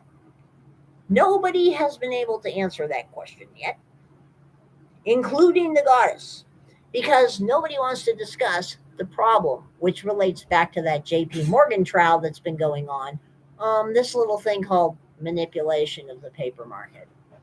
Because note, even though both JP Morgan and Bank of America have been found guilty of this and been fined several times in the last decade for manipulating the precious metals market, along with Lehman Brothers and the Libor exchange over in London and a whole bunch of other people, nobody's ever gone to jail. I mean, yeah, 74 international financiers that I know of committed suicide, some of them in highly unusual ways, but nobody's gone to jail. And note, both JP Morgan and Bank of America are still nose deep in the COMEX and the LME, as in 90% of the 90% of the paper silver that's out there belongs to those two yo-yos. So go figure. That brings us back to our COMEX being below 60 million ounces. The goddess thinks it's just about as likely that COMEX actually has 60 million physical ounces of silver sitting in a warehouse somewhere as she does that Fort Knox has any gold in it at all. So the goddess ain't counting on it. This week could be the most important week of the summer, according to Kitco. Two exceedingly important events will take place this week. The Federal Reserve will convene and conclude the July FOMC meeting. The Open Market Committee will begin on Tuesday and conclude Wednesday, July 27th, when they will release a statement containing their updated and revised monetary policy. This will be followed by a press conference by Chairman Jerome Powell. With inflation continuing to run exceedingly hot and swell to higher levels, since June 2021, the CPI has continued to worsen. During the last 12 months, there have been only 2 instances in which the CPI index was below the prior month year on year. In August 2021, the CPI came in at 5.3, 0.1% below the 5.4 recorded in July. In April 2022, the CPI came in at 8.3, 0.2 below the 8.5 index recorded in March. For all the remaining months, we have seen inflationary pressures increase and are now at a 41-year high, currently at 9.1 officially. We're not even going to look at unofficially. Unofficially is really, really ugly. The table above is from the U.S. Bureau of Labor and Statistics and plots the year-on-year CPI for each month from May 2021 to June 2022. The table clearly shows inflation continues to spiral higher. Well, no shit, Sherlock. Why don't they change it to the Bureau of Statistics, and that way the acronym would be absolutely accurate? Yeah. On July 13th, the BLS released the Consumer Price Index for June 2022, which revealed over the last 12 months, all items in the index increased 9.1% before seasonal adjustment. I love that seasonal adjustment thing. This is the single largest 12-month increase since the period ending November 1981. The June CPI report will certainly force the hand of the Federal Reserve to continue to raise rates at this week's FOMC meeting. It is currently perceived that the Fed will raise rates by 75 basis points. 75 whole basis points. Be still, my beating heart. According to CME's FedWatch tool, there is a 77.5% probability the Fed will raise rates by 0.75%, and a 22.5% probability they will raise rates by a full percentage point. The second major event is the release of the second quarter GDP on Thursday, the 28th. This report will give economists a clear indication as to whether or not the economy is heading into a recession. The goddess firmly believes that if they actually bothered to ask any 100 random people on the streets in any American city, and then repeated that several more times, they would discover we have already been in a recession for at least 9 months. But that's beside the point. Currently, the assessment is the second quarter GDP is expected to show negative growth. If this assessment is correct, it would be the second contracting GDP in a row, which is a definition of recession. Well, it was before the other day. Now it isn't. So that's okay. According to the Atlanta Fed GDP now, its latest data is suggesting a decline of 1.6% for the second quarter. Currently, Dow Jones, a consensus forecast of economists, expects a 0.3% increase. The goddess wonders how long they're going to have to be in this meeting with calculators and spitball math to come up with a number that is close enough to reality that people will be willing to accept it, but will be better news than what it actually is. This is going to be a tough one. These two reports collectively could make this week one of the most important weeks of the summer and shape the economic outlook short term. One wonders how they're defining short term these days. As of 6:04 p.m. Eastern Daylight, gold futures are trading under pressure today, with the most active August futures contract fixed at $1,717.70. The dollar also traded fractionally lower today, with the dollar index currently down 0.26 and fixed at 106.34. Yeah. The goddess views these figures with deep askance. Absolutely deep askance here. Okay? That is just a little bit ridiculous. And on that note, we take a look at some of the things that are going on in terms of gold mining, because Newmont has had a very bad day. Mining stocks have been going down consistently for just about as long as gold and silver prices have been going down, because, of course, costs are rising, metals prices are falling. Newmont warns inflation to spike costs in 2023. Newmont Corporation on Monday raised its annual cost forecast and warned inflationary pressures could persist into 2023. Boy, are they being optimistic here. After its second quarter profit missed street estimates, sending the world's biggest gold miners' shares down 12%. Higher operating costs related to labor, energy, and supplies have forced the miner to hike its annual forecast for all-in sustaining costs, an industry metric that reflects total expenses, to $11.50 per ounce from $10.50 per ounce earlier. In comparison, the cost in the second quarter, ended June 30, rose nearly 16% to $1,199 per ounce of gold. The miner sees about a 20 to 30% spike in prices for raw materials such as cyanide and explosives used in mining operations in the second half of the year, and a tight labor market to persist into 2023. This would give an additional 7% cost escalation this year on top of the 5% outlined in December, Chief Executive Tom Palmer said on the call. Global miners BHP Group and Rio Tinto have also signaled labor crunch and inflationary pressures could continue into 2023. A whole flock of optimists here. The companies have been hit by a dip in bullion prices that faced their worst quarter since early 2021, falling nearly 7% in 3 months ended June, as a firm dollar and aggressive rate hikes eroded the appeal of the non-yielding assets.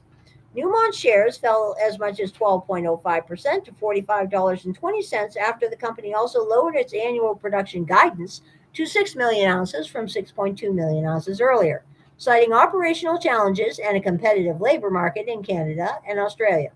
Gold production in the second quarter rose about 3.4% to 1.5 million ounces from a year earlier. On an adjusted basis, Newmont's quarterly profit of 46 cents per share missed the analyst's average estimate of 63 cents per share. Well, yeah, they're not going to be alone in this boat because the actual prices for many miners are higher than that. And only going to get worse, especially if you need any parts or anything out of California, because thanks to California's new law concerning independent contractors, there are ongoing trucker strikes at the ports now because the truckers have been essentially told that they're out of work anyway. This is a direct punch in the gut to owner operators who get their loads through a company. For those who aren't familiar with the way the system works, if you're an owner operator, you own your truck. There's a couple of ways you can get things to put on your truck and get paid for doing so. One of those ways is to go to open boards and bid on contracts that people have listed. The other way is to list your truck with a logistics company and they send you loads. And a lot of times you can actually lease your truck to them through some complicated deal that results in you getting a 1099. Well, now that the state of California has decided that 1099 is a bad thing and everybody has to be an employee with wages and hourly and benefits and taxes taken out and health care and everything else, or you can't work at all, a lot of truckers have a problem. The trucking problem, along with the rail problem, are both exceedingly difficult to watch because of the news blackout, but exceedingly important for everybody to look into because this is serious shit. If this breaks our supply chain, things will go from not so great to really, really bad in very, very short order, which shouldn't surprise anybody. As it stands, surprisingly enough, the big banks and the financial forecasters are still very long on gold and silver. There are still banks out there that are claiming that gold may hit 2,500 by the end of next year or the beginning of next year, and silver may get up to $30 or $35 in the same time period. This is increasingly bizarre because when everything in the market is driving the price down to oblivion, and a lot of these mines are going to be announcing care and maintenance if things do not ease up at some point, that in and of itself should bring the price up. So far, the price should be going up, but the price is not going up. And for some bizarre and unaccountable reason, even though the BRICS countries, along with 7 or 8 other countries now that are wanting to join in the system, are putting together a rival reserve currency to face off against the dollar is somehow stronger than ever.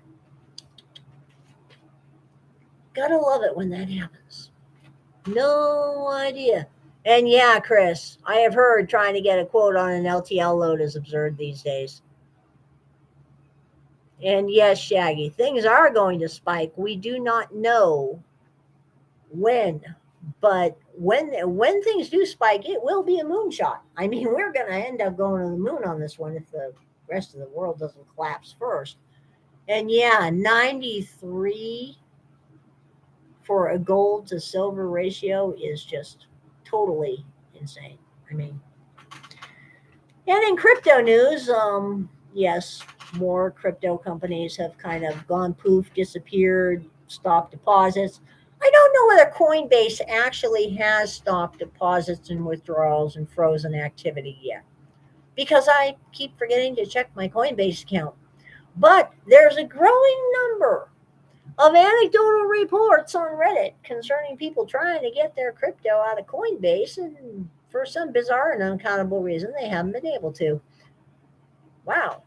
That's just, that's just very strange. We are still in crypto winter. We shall see where it goes. Oh man, Lawrence, if I saw 1450 silver, I'd be backing up 2 trucks to the LCS.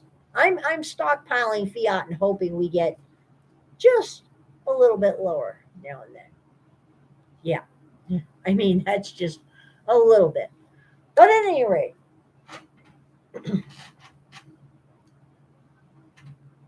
some things to keep an eye on. The whole war on climate change, the whole war on agriculture in the middle of a food shortage. Plus, by the way, the New York Times had a really interesting article on why cannibalism might become more socially acceptable. And we all know we're supposed to be eating the bugs. I mean, that's just given. The rail crisis coupled with the trucking crisis. And watch the number of chicken leg quarters in a 10-pound bag. Because when that goes above 8, we have a very, very serious problem in the chicken industry. It's actually a collapse of the chicken industry. If your rotisserie birds are averaging less than 1.25 pounds, we have a serious shit hits the fan situation in poultry. So if you see low price meat at this point in time, it's probably early slaughter. It's probably a really good idea to buy it, can it, freeze it, dehydrate it, freeze dry it, whatever you want to do with it.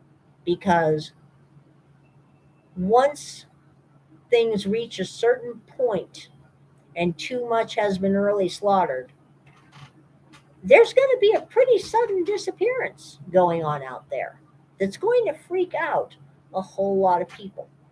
So it is a good idea to make sure that you are prepared before serious disappearances happen. Bye. Oh.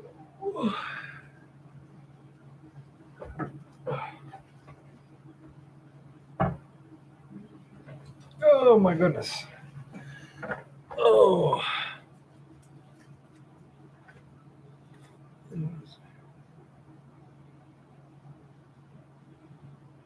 Agreed, Lawrence. Yeah, Lawrence is a fellow silverback. He knows what's up. My Reddit peeps. Well, we still need to have a meme of a handbasket where the sign says "to hell." Yeah, it's very bizarre. Yeah, also, Lawrence, anything that's critical to your particular survival, such as medications and things like that, precious metals. Don't forget car parts. Yeah, car parts, gasoline, lubricants, critical items, preferably that are storable, are important. But as I say, if you can't live without it, you better make sure you got plenty of it. Like if you're a diabetic and you need medication, always keep it as much as you can. Yeah, I'm talking about real essentials, Goldstream, not luxuries that people have trouble thinking they can't live without them. Another thing with Eva is we live a very basic lifestyle, which I still fear we're going to have some substantial changes. But at least we're a lot more prepared for it than many people.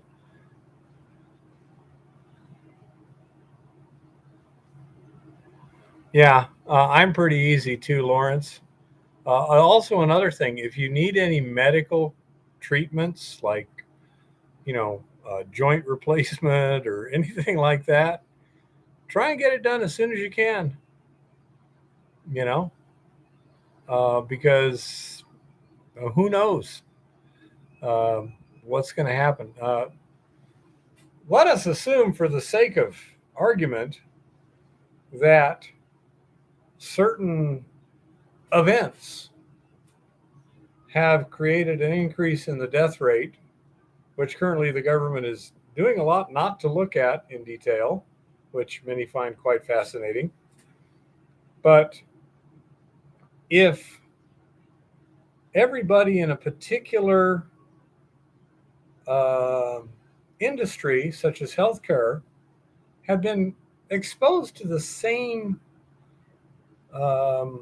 environmental uh, event that is causing so many people to expire for unknown causes, then perhaps that industry would get dramatically fewer people able to operate. At the same time, they might be in dramatically more demand, which could cause real shortfalls. So, yeah, if there's anything you really need to get done, try and get it done, because you may not be able to get it done in the future. Again, some of these statistics, if you can, Ricky, absolutely. Uh, in Montana, that poses challenges that aren't that serious in, say, Washington State or Georgia. Um, and you just have to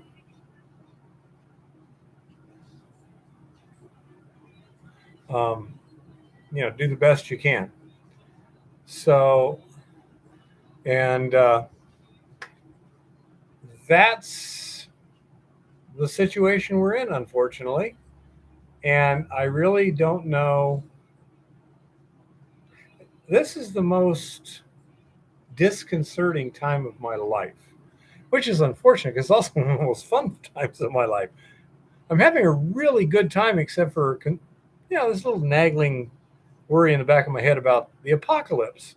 That's why it's so important that I keep an eye on the news while we're at the mine. Yeah.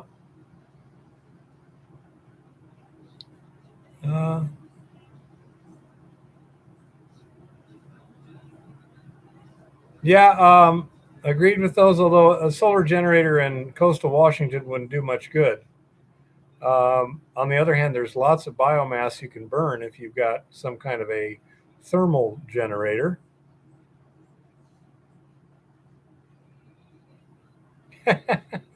Yeah, John, sounds a little racist to me.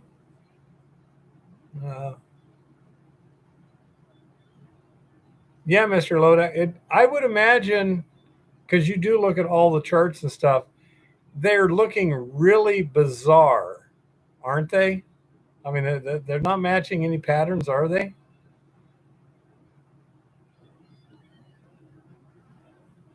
Understand, Lawrence. Yeah, a lot of people up here have wood stoves.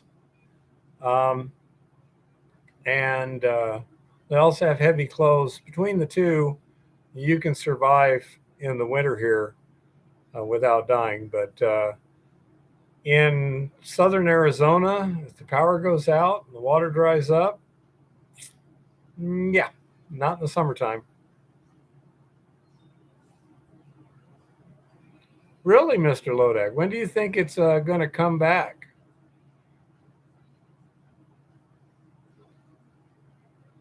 Um, it can be several feet, but it comes and melts and comes and melts. Usually in February, around in there, we'll get some snow on the ground. It'll stay for a couple of weeks because it never gets above freezing. But most of the time, it'll snow, melt like that.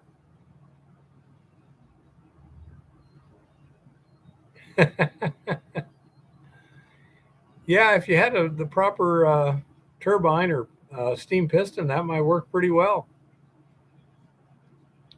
If you have a stream, you can put in a little water generator.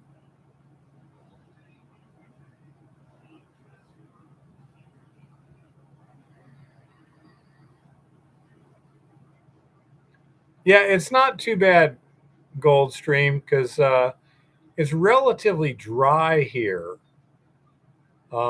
So I think they figure 5 inches of liquid water precipitation equivalent per year.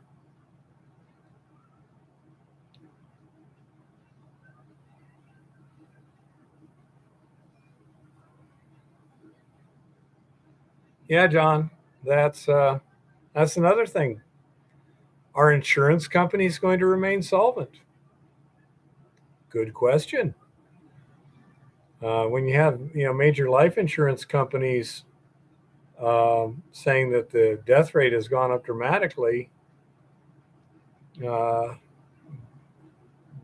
wow, what does that do to things? We didn't have any trouble with snow by that time, but I was just finally getting up and at 'em again after the damn nosebleed scenario. It would have been much nicer in March. Um, anyhow, back to mining questions. For DC. What? Panem on the Potomac. Panem? Yeah, we're in the Hunger Games. Oh, okay. We're at the Capitol. Yeah. So I'm still waiting to see what you think is going to happen to the price of gold and silver, Mr. Lodak. But the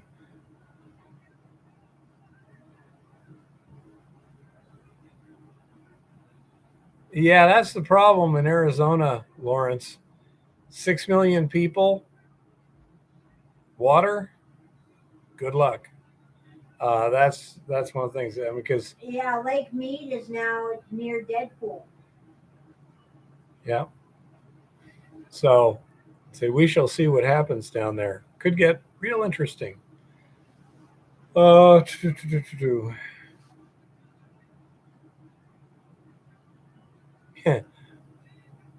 Shipping not included. Of course. That's the way things go.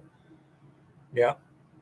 But with the mining, things are proceeding okay up here.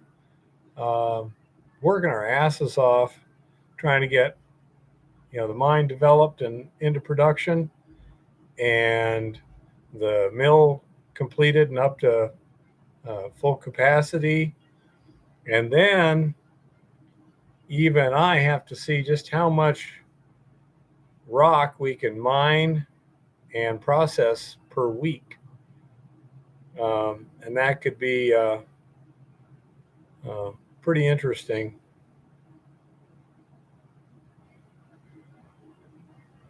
Oh. Can you drift? Not that effectively. Not for this. Right now we're in ore, and we can sink along it quite efficiently.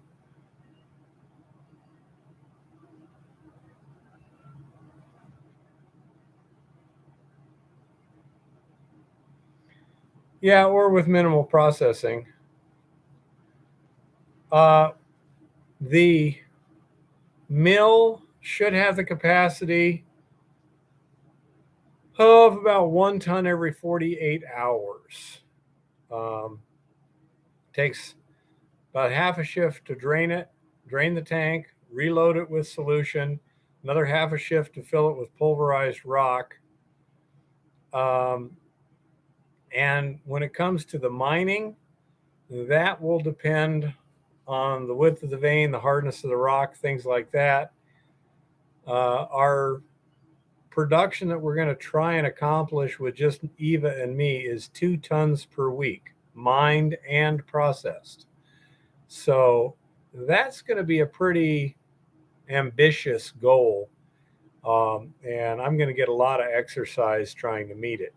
If that rock will soften up and the vein widens out, we can probably make it happen.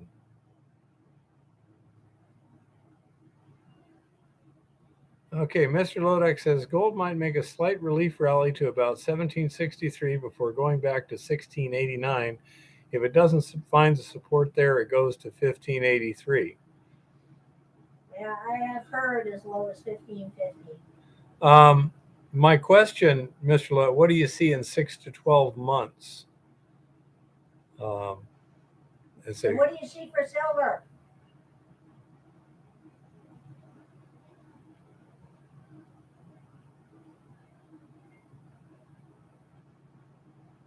Yeah, rock. I say it.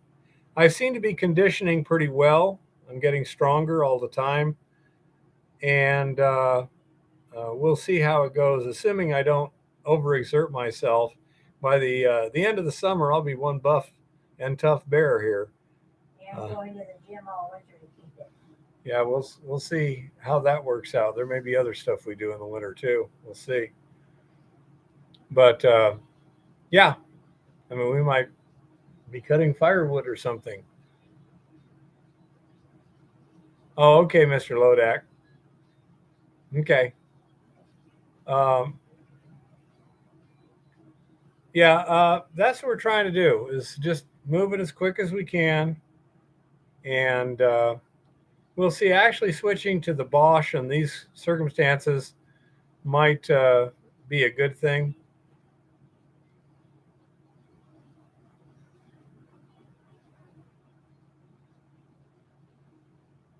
Goldstream says the price of gold is about to drop. It's guaranteed. Ask me how I know with such certainty. Okay, Goldstream, I'm asking, how do you know with such certainty?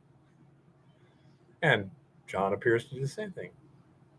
Because he just bought some. Up here, you mine in the summer and can't do anything in the winter. It's got to be inside.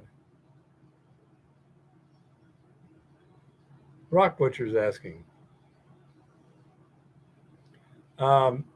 Yeah, I'd say that's one of the problems. Absolutely, Mr. Lloyd. This is the most chaotic short and midterm that I've ever seen in my life. Extremely difficult to predict what the hell is going to happen next week. Many people in places of power are doing stuff that just makes no sense. But yeah, it's we can't mine through the winter here. We can't mill through the winter here. That's why we're focusing right now on mining and milling, and we'll hopefully by fall we'll have already figured out the best technique for getting it out of the resin, and in the wintertime we can be extracting gold out of the resin. As to hiring a strong back for low cost, that all depends on what you're doing with them. At the mine, maybe. At the mill, you don't want somebody around your gold that's getting paid minimum wage.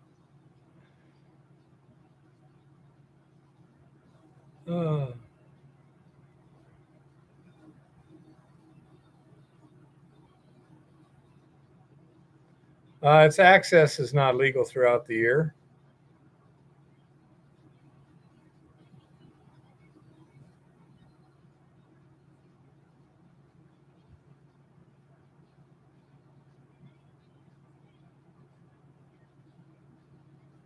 So some claims being paid with gold, and I intend to sell there for gold will drop.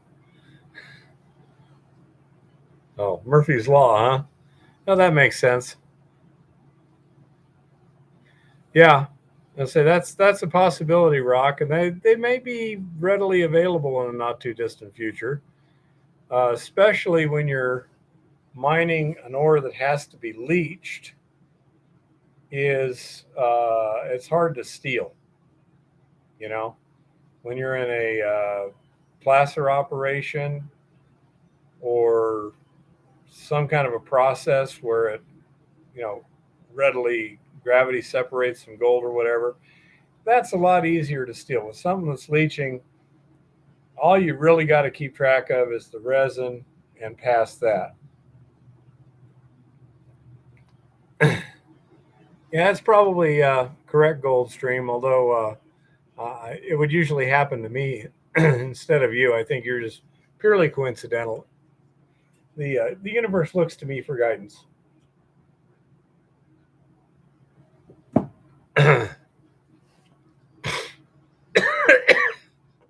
Tickle.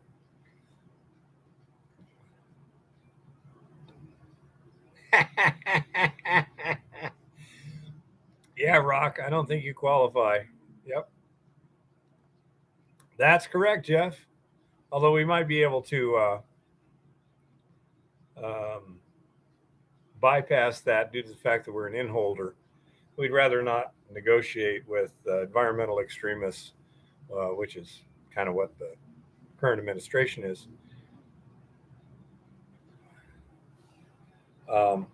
But yeah, it's just one of those situations where we'll crank as long as we can crank, as fast as we can crank.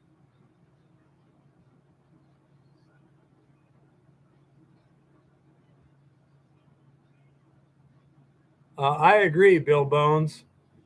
You can suppress the market for a while, but when it breaks loose, it breaks loose.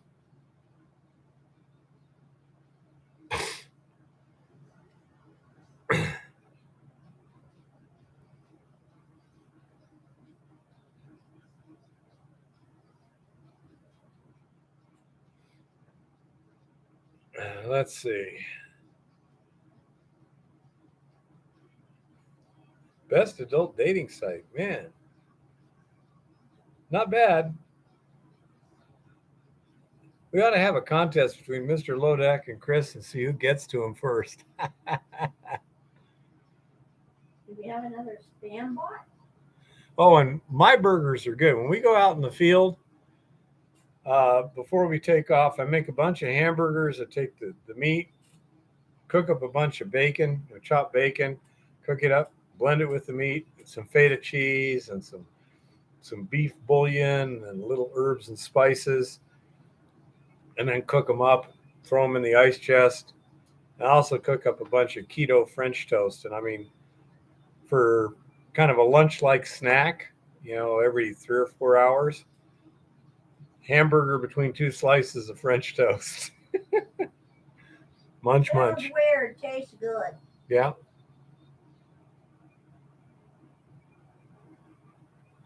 Yeah, you're pretty darn good, Mr. Lodak.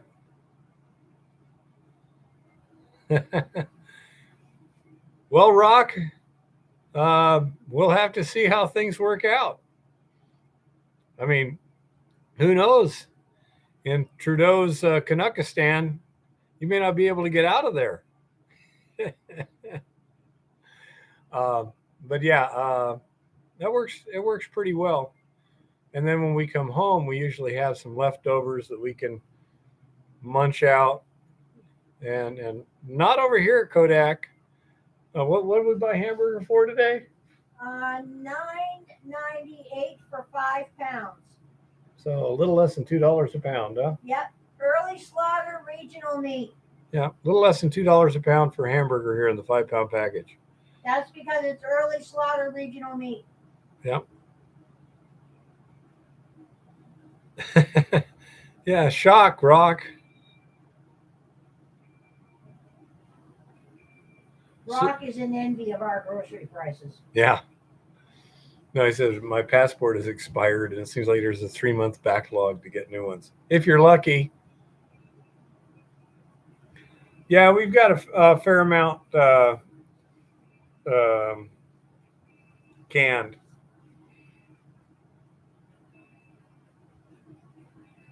Yeah, Chris, it'd be a good time.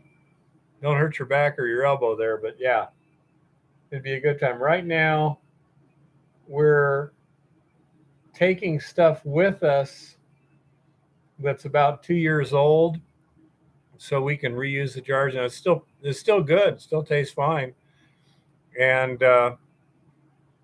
then clean the jars and refill them. So that's what we're doing right now. We're doing the first in, first out sort of thing. We got,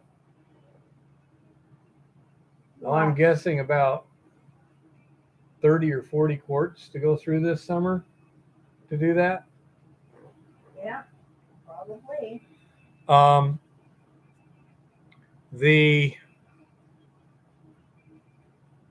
Saturday night, I'd been running that Hilti for at least 10 hours, beating against hard rock. We got back to the camper. I was so tired, I didn't even bother making dinner. I don't even think I ate anything, did I? You didn't. Yeah. I just went to sleep.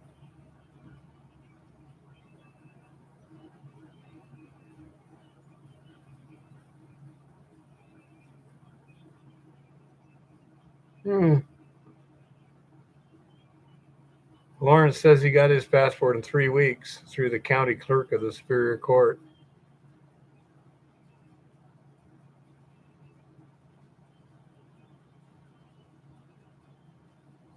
Well, talk to Miner Jim Rock. He knows people in Minnesota.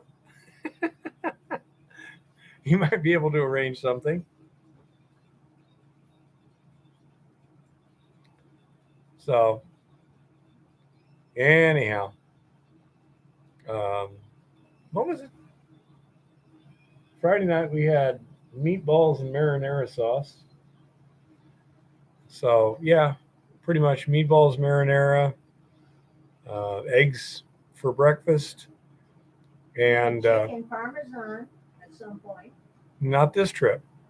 No, that was last trip. Yeah, last trip was chicken parmesan, and a lot of hamburgers in French toast.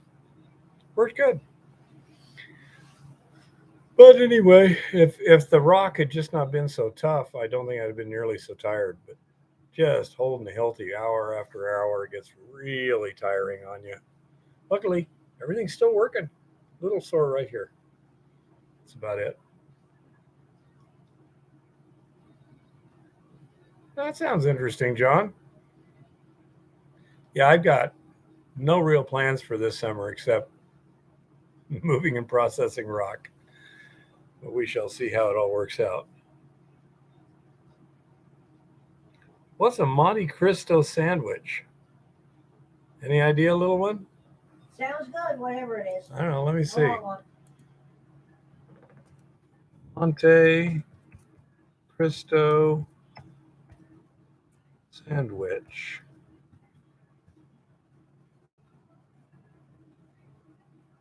Well, this has sliced beef, egg dipped or batter dipped ham and cheese sandwich that is pan or deep fried. Okay. It's a variation of the brioche. No, sorry, croque monsieur. Monsieur.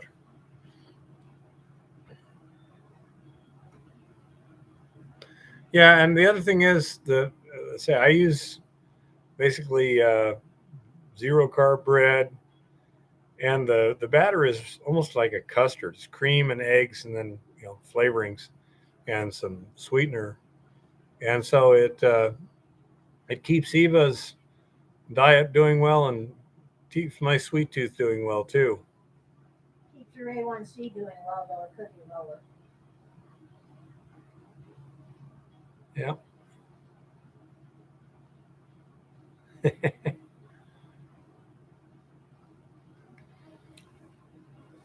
Yeah, Monte Cristo looks pretty good. Ham and cheese and French toast, especially hot ham and cheese and French toast. Ooh, yeah.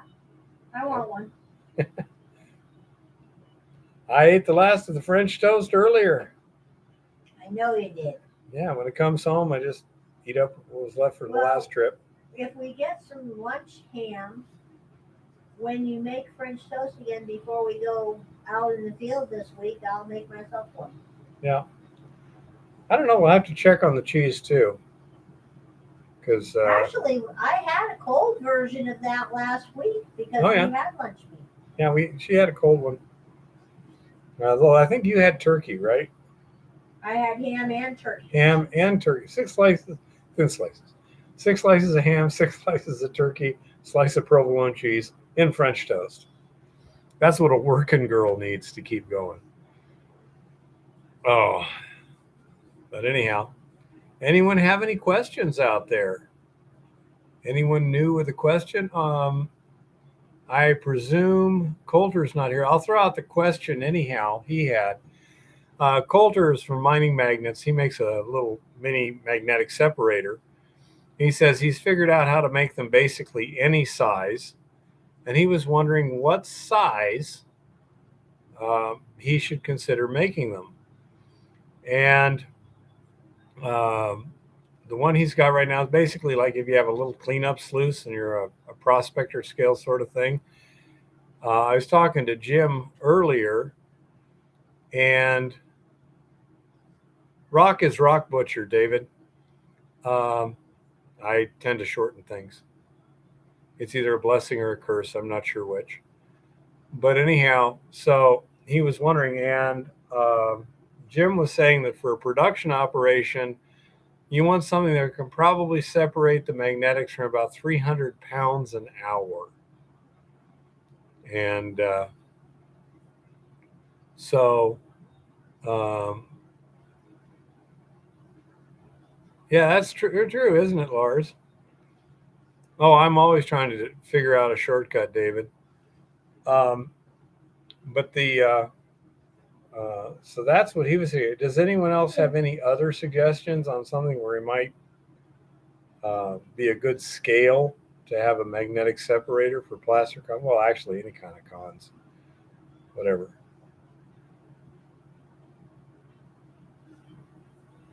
Yeah, some John, some Roman once said, "You can ignore politics, but you can rest assured politics will not ignore you."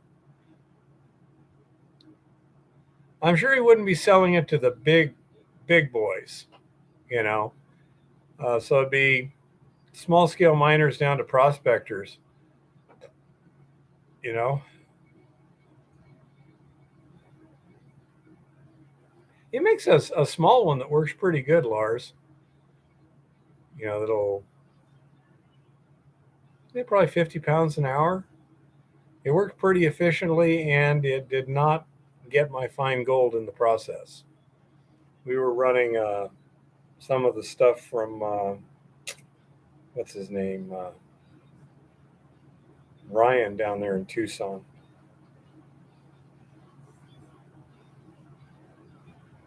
You know, that I think that was about 50 pounds an hour, but yeah. Yeah, I don't think his equipment's that expensive.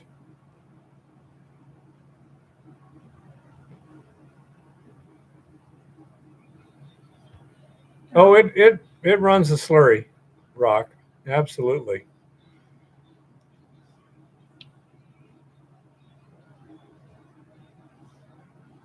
No, his question was what throughput to accommodate, because the mesh size is whatever the separation leaves. But um, so let's say for hobby scale, probably 50 pounds an hour would be more than enough. For small commercial scale, Jim was saying about 300 pounds an hour. And rock, you're saying 40 tons plus. Is that for raw material or the concentrates coming out of the raw material?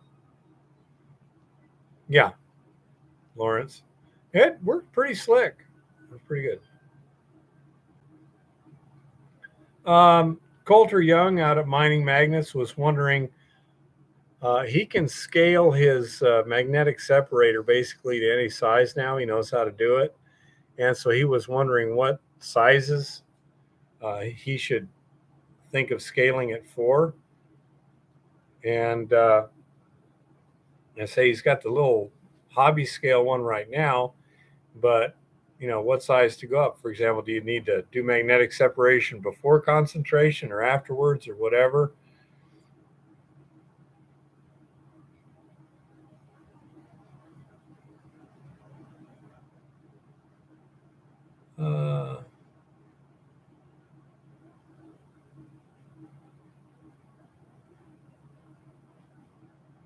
Well, I'm thinking that the big boys certainly aren't going to be interesting. Yeah, it can do that. Let's say it was taking the magnetics out of my ore without getting any of the gold. Yeah, so he was just looking for some guidance on that. I had to tell him, I said, I don't know. It's not something I do. But his stuff is good. Yeah. Okay, now Lawrence is talking about separation before concentration. Chris and Goldstream, what do you think about that for placer mining? I know in hard rock mining that's not unusual.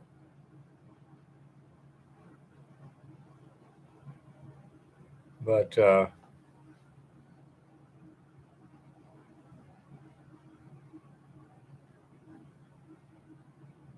I'm not sure. They're fairly small. but they're very powerful.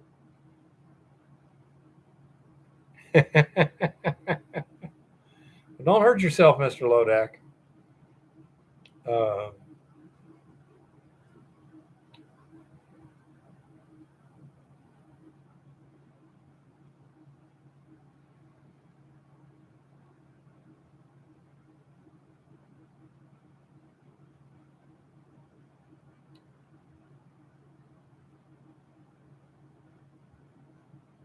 yeah, I agree, Rock. You'd have to, you'd have to have it fairly finely ground and then a nice um, slurry, or it could be a dry, fluidized bed sort of thing. I'm trying to remember. I know we were running ours wet.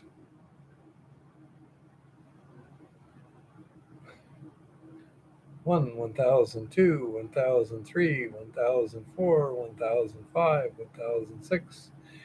6 seconds, Mr. Lodak. Pretty good.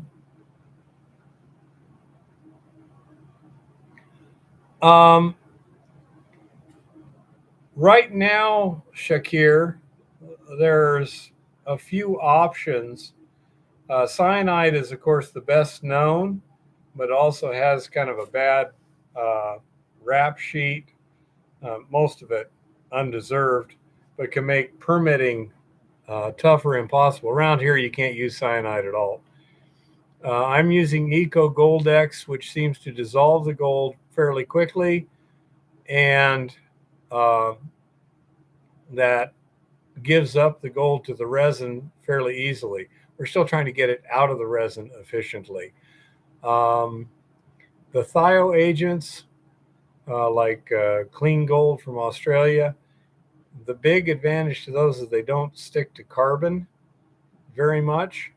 And so if you have an ore with carbon in it, you may not be able to use cyanide. Not sure about the Eco Gold X, but since they say you can use carbon to extract it from Eco Gold X solution, yeah, if you had a carbonaceous ore, that probably wouldn't be a good idea. But thiosulfate based leaches will work well in that kind of a situation. However, every leaching agent, there's a lot of considerations involved. You just have to check by testing. But for example, a thiourea leach is going to be an acid leach. I think about a pH of 4. My ore tends to have a lot of dolomite limestone in it. It would take a lot of acid just to neutralize the rock, be highly inefficient. On the other hand, I don't have to use hardly any lime at all to get the leaching solutions at the pH that I need. So these kind of considerations have to be thought about and tested before you make any kind of choice. You do that on a small scale, laboratory scale, because that's the safest way to do it. There may also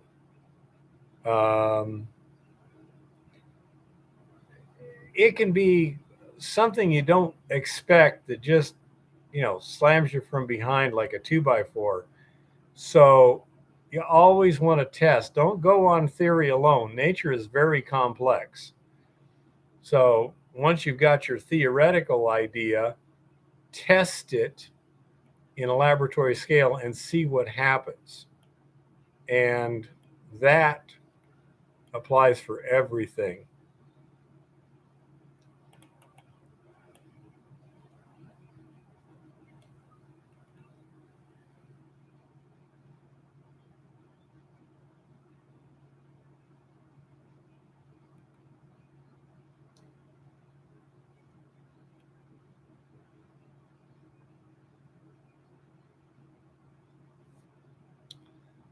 Yeah, Lawrence, the idea is if your concentrator isn't inhibited by getting a lot of black sands in it, then you can kind of ignore them until the final concentration step. Depends on what kind of separation you're doing, Shaggy. That's all.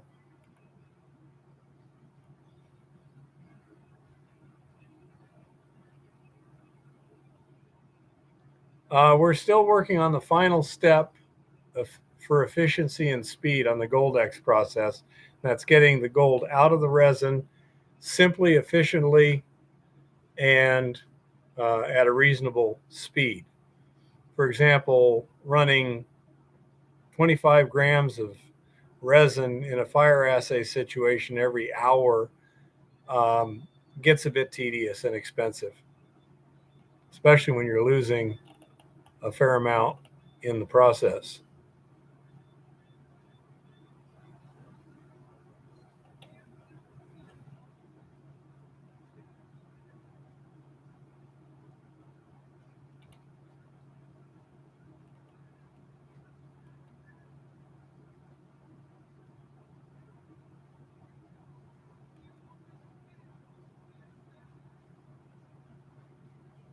This old mine, Lars is asking, is glassy black slag from a smelt good or bad? What does it smell like? What does it smell like, she asked Lars.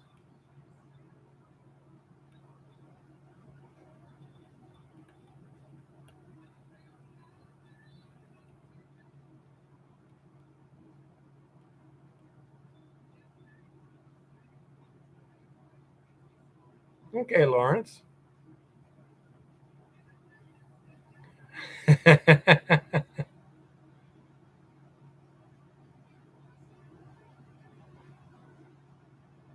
Yeah, I know that iron slag was real good for abrasives. They use that a lot for cleaning ships.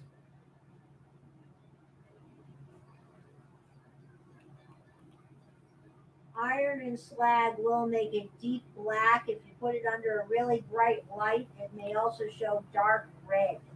It just looks black. Lars says a little sulfury. Yep.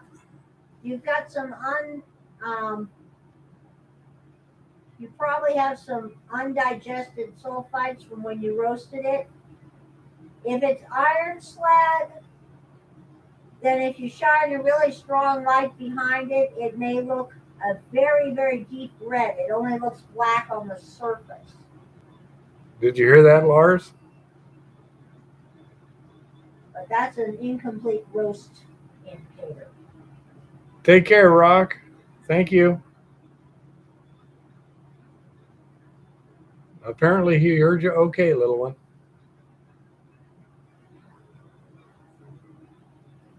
Oh. Ooh. Dearie me.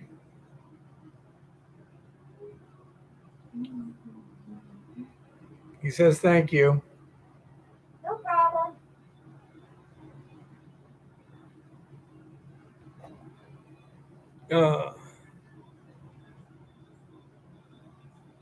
Hey, Laura and Ezekiel.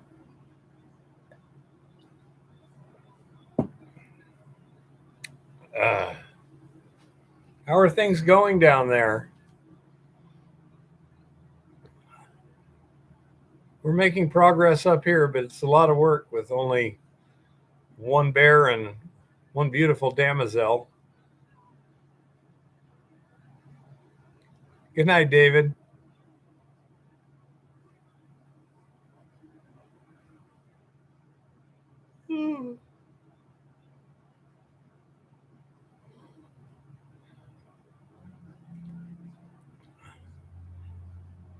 Hey, Laura. I presume it's Laura and Ezekiel there. How are things proceeding with you? Getting ready to find gold? That's the tough part.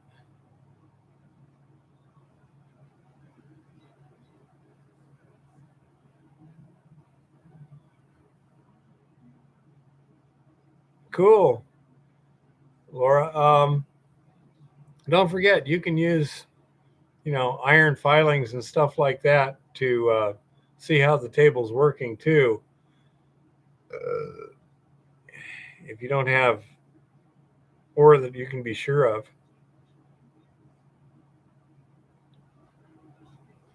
Well, that's a good question, Shaggy. Let me see just a second what the weather is scheduled for this week. I didn't look. Oh my goodness. Next weekend is in the high 90s. Well, isn't that fun? It's just sunny as far as the eye can see in the high 90s. Well,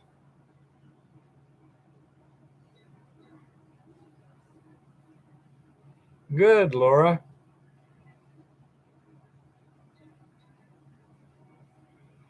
Yeah, just steel shavings, you know, anything dense like that, brass, lead, anything like that that will kind of approximate gold or heavy minerals.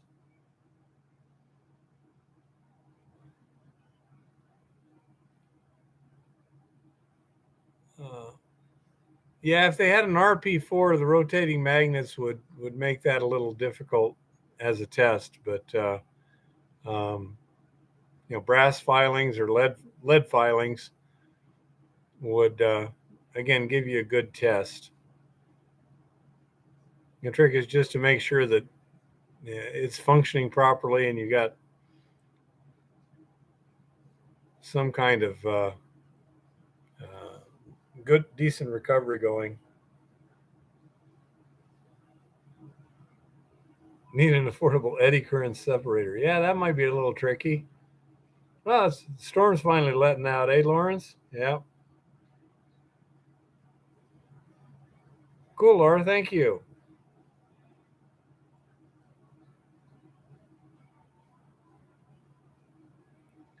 Yeah, but flattened lead shot's pretty big, Lars. It's pretty easy to get. Yeah, I've lived in Tucson many years, Lawrence. I know about those storms. I helped spread the tarp on Tucson Electric Park more than once. Yeah, if you can kind of grind that up or file some off or something like that, that'll work out well. Uh, just some inexpensive material that you can afford to lose. Let's say rings, silver, or whatever would be kind of pricey to test with. But just yes, if you take some coarse copper, some heavy copper wire, and just take a file to it. Yep. Mm, you should be able to get down 100 mesh or lower, Laura. I don't see what's the problem with that.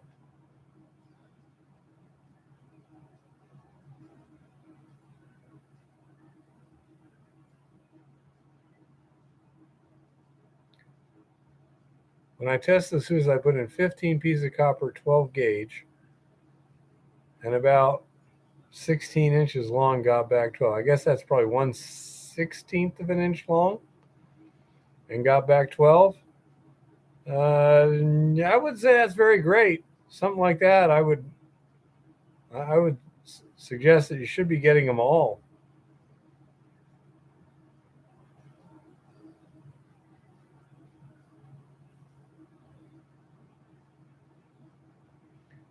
I believe so, Kodak, but I'm not sure.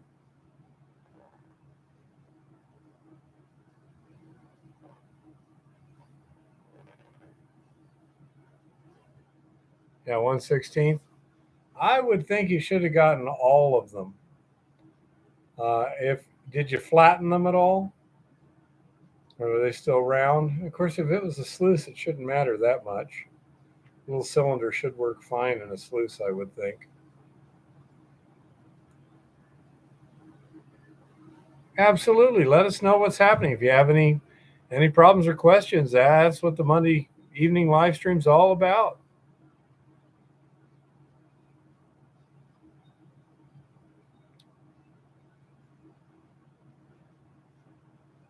Well, I'm shaped different than Eva, and we act differently. So yeah, different shapes act differently. Oh, oh goodness.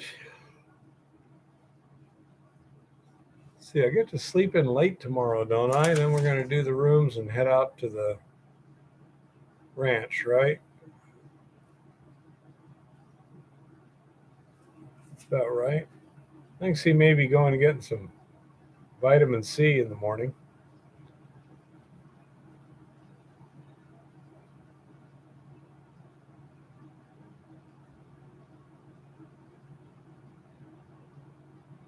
Yeah. Let's see. 500 milligrams. Flavored. Probably not the best.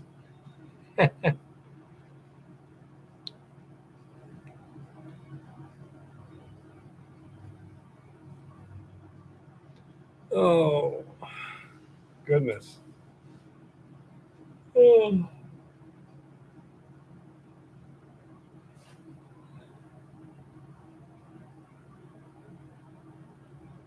Mm. You can also just take a knife and just scrape it with a knife. Just get some shavings and stuff.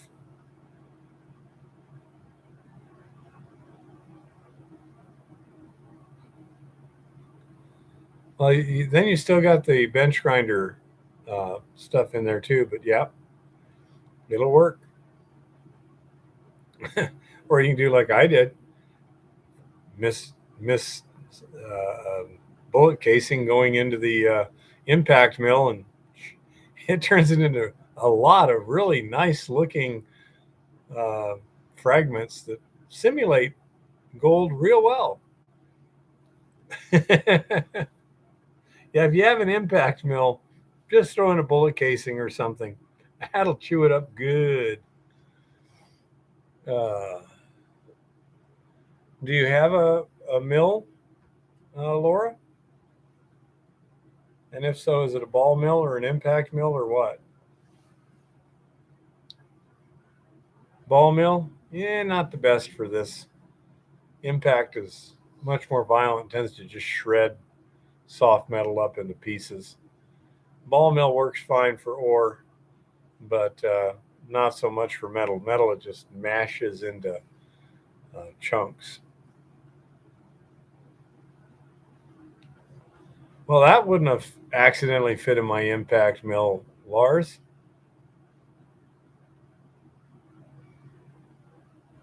Yeah.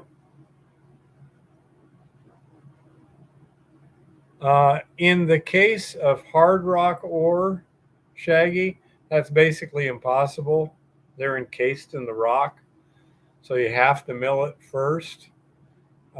Depending upon the type of mill, quite often the coarser gold particles get concentrated in the mill, and so it acts kind of like a concentrator also. Like my air classifying impact mill did a reasonably good job. And yeah, it can't hurt to just find out, Laura. But the Studenroth mill, everything falls out the bottom, so I don't think it would do the same job.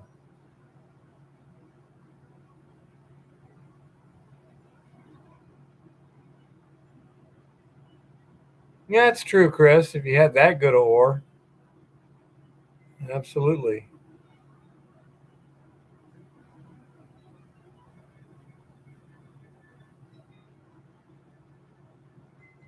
Shorten the outlet tube to 6 inches, and that got rid of the dead bedding. Okay.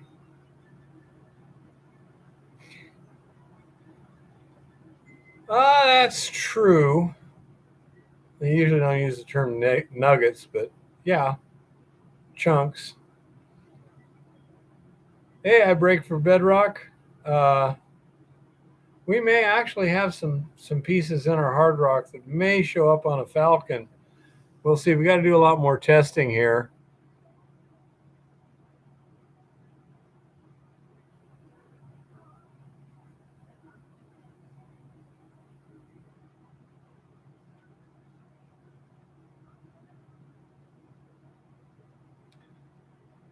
Yeah, Lawrence, I've actually been out in the field with them a couple of times. Thank you. I intend to. I'm going to sleep real well. I am working my butt off up here. Yep, but I'm having a good time. Everything going good for you, I hope?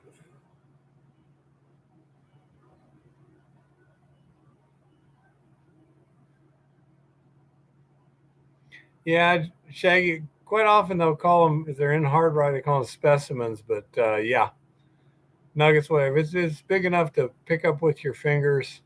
I go with the nugget.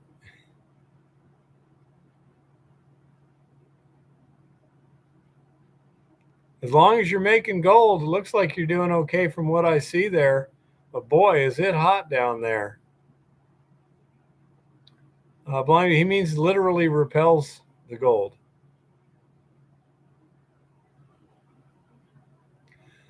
Yeah, Laura, the iron oxides tend to get pretty bad. And I mean, I was wearing a mask too. Yep.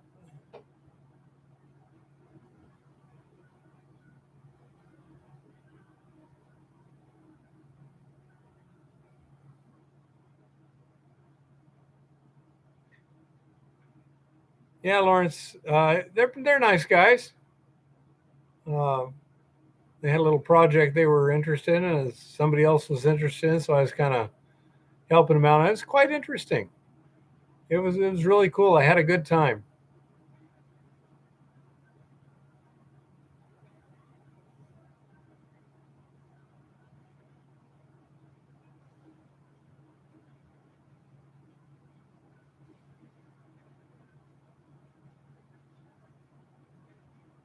Oh,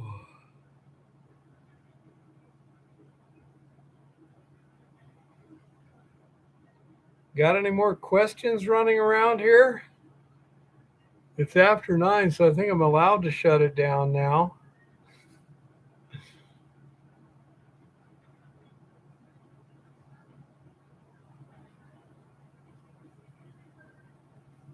Really, Roberts? He says many detectors have trouble differentiating aluminum, lead, and gold. Well, none of them are ferrous. You too, blind dude.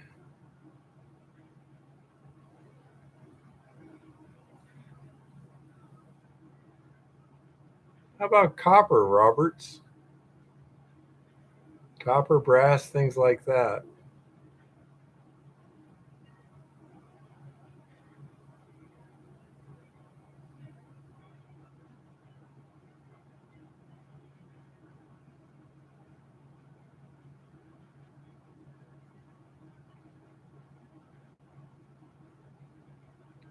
That's fine, Laura. Uh, you guys take care. Oh. Oh. Experiment, Lauren. I got I got plenty for me, but it's flavored.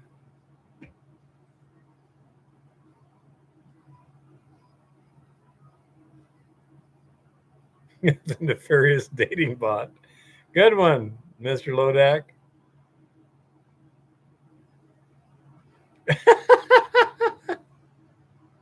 Hey, blind dude, how do I find it?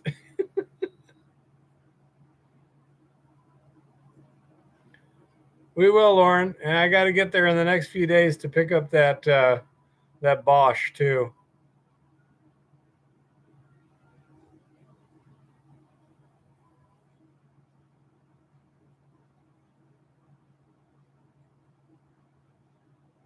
Oh.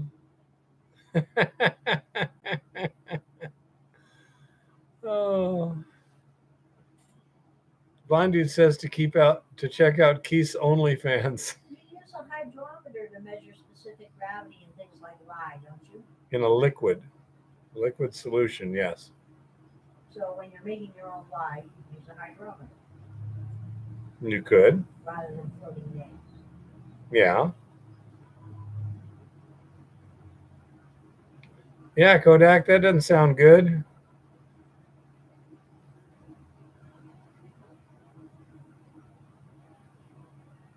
Yeah, it's a good thing I've had several weeks of exercise, Lauren. This thing's gonna be fun. Oh, that thing is a beast. Hopefully, I'll get through the tough stuff into some softer material, and when I get the Hilti back, then it'd be a piece of cake. Oh, any other questions, anybody's?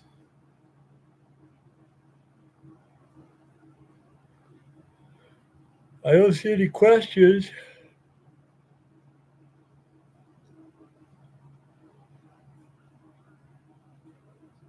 A blind dude, I break for bedrock, knows more about metal detectors than anyone I know.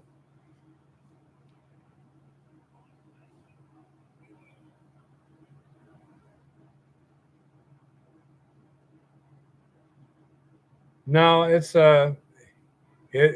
purely chemistry, not biochemistry, folks. Uh, Thank you, Kevin. Thank you, Mr. Lodak. Thank you for the quick deletions there. That's quick. You too, and John. And hopefully, we'll have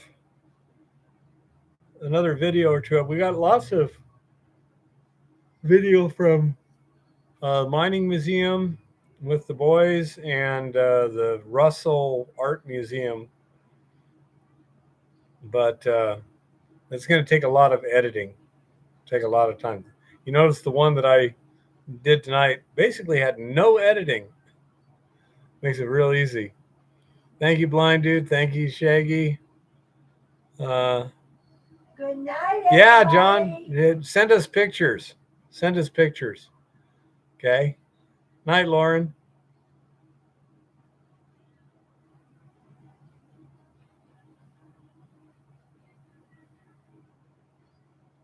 Huh.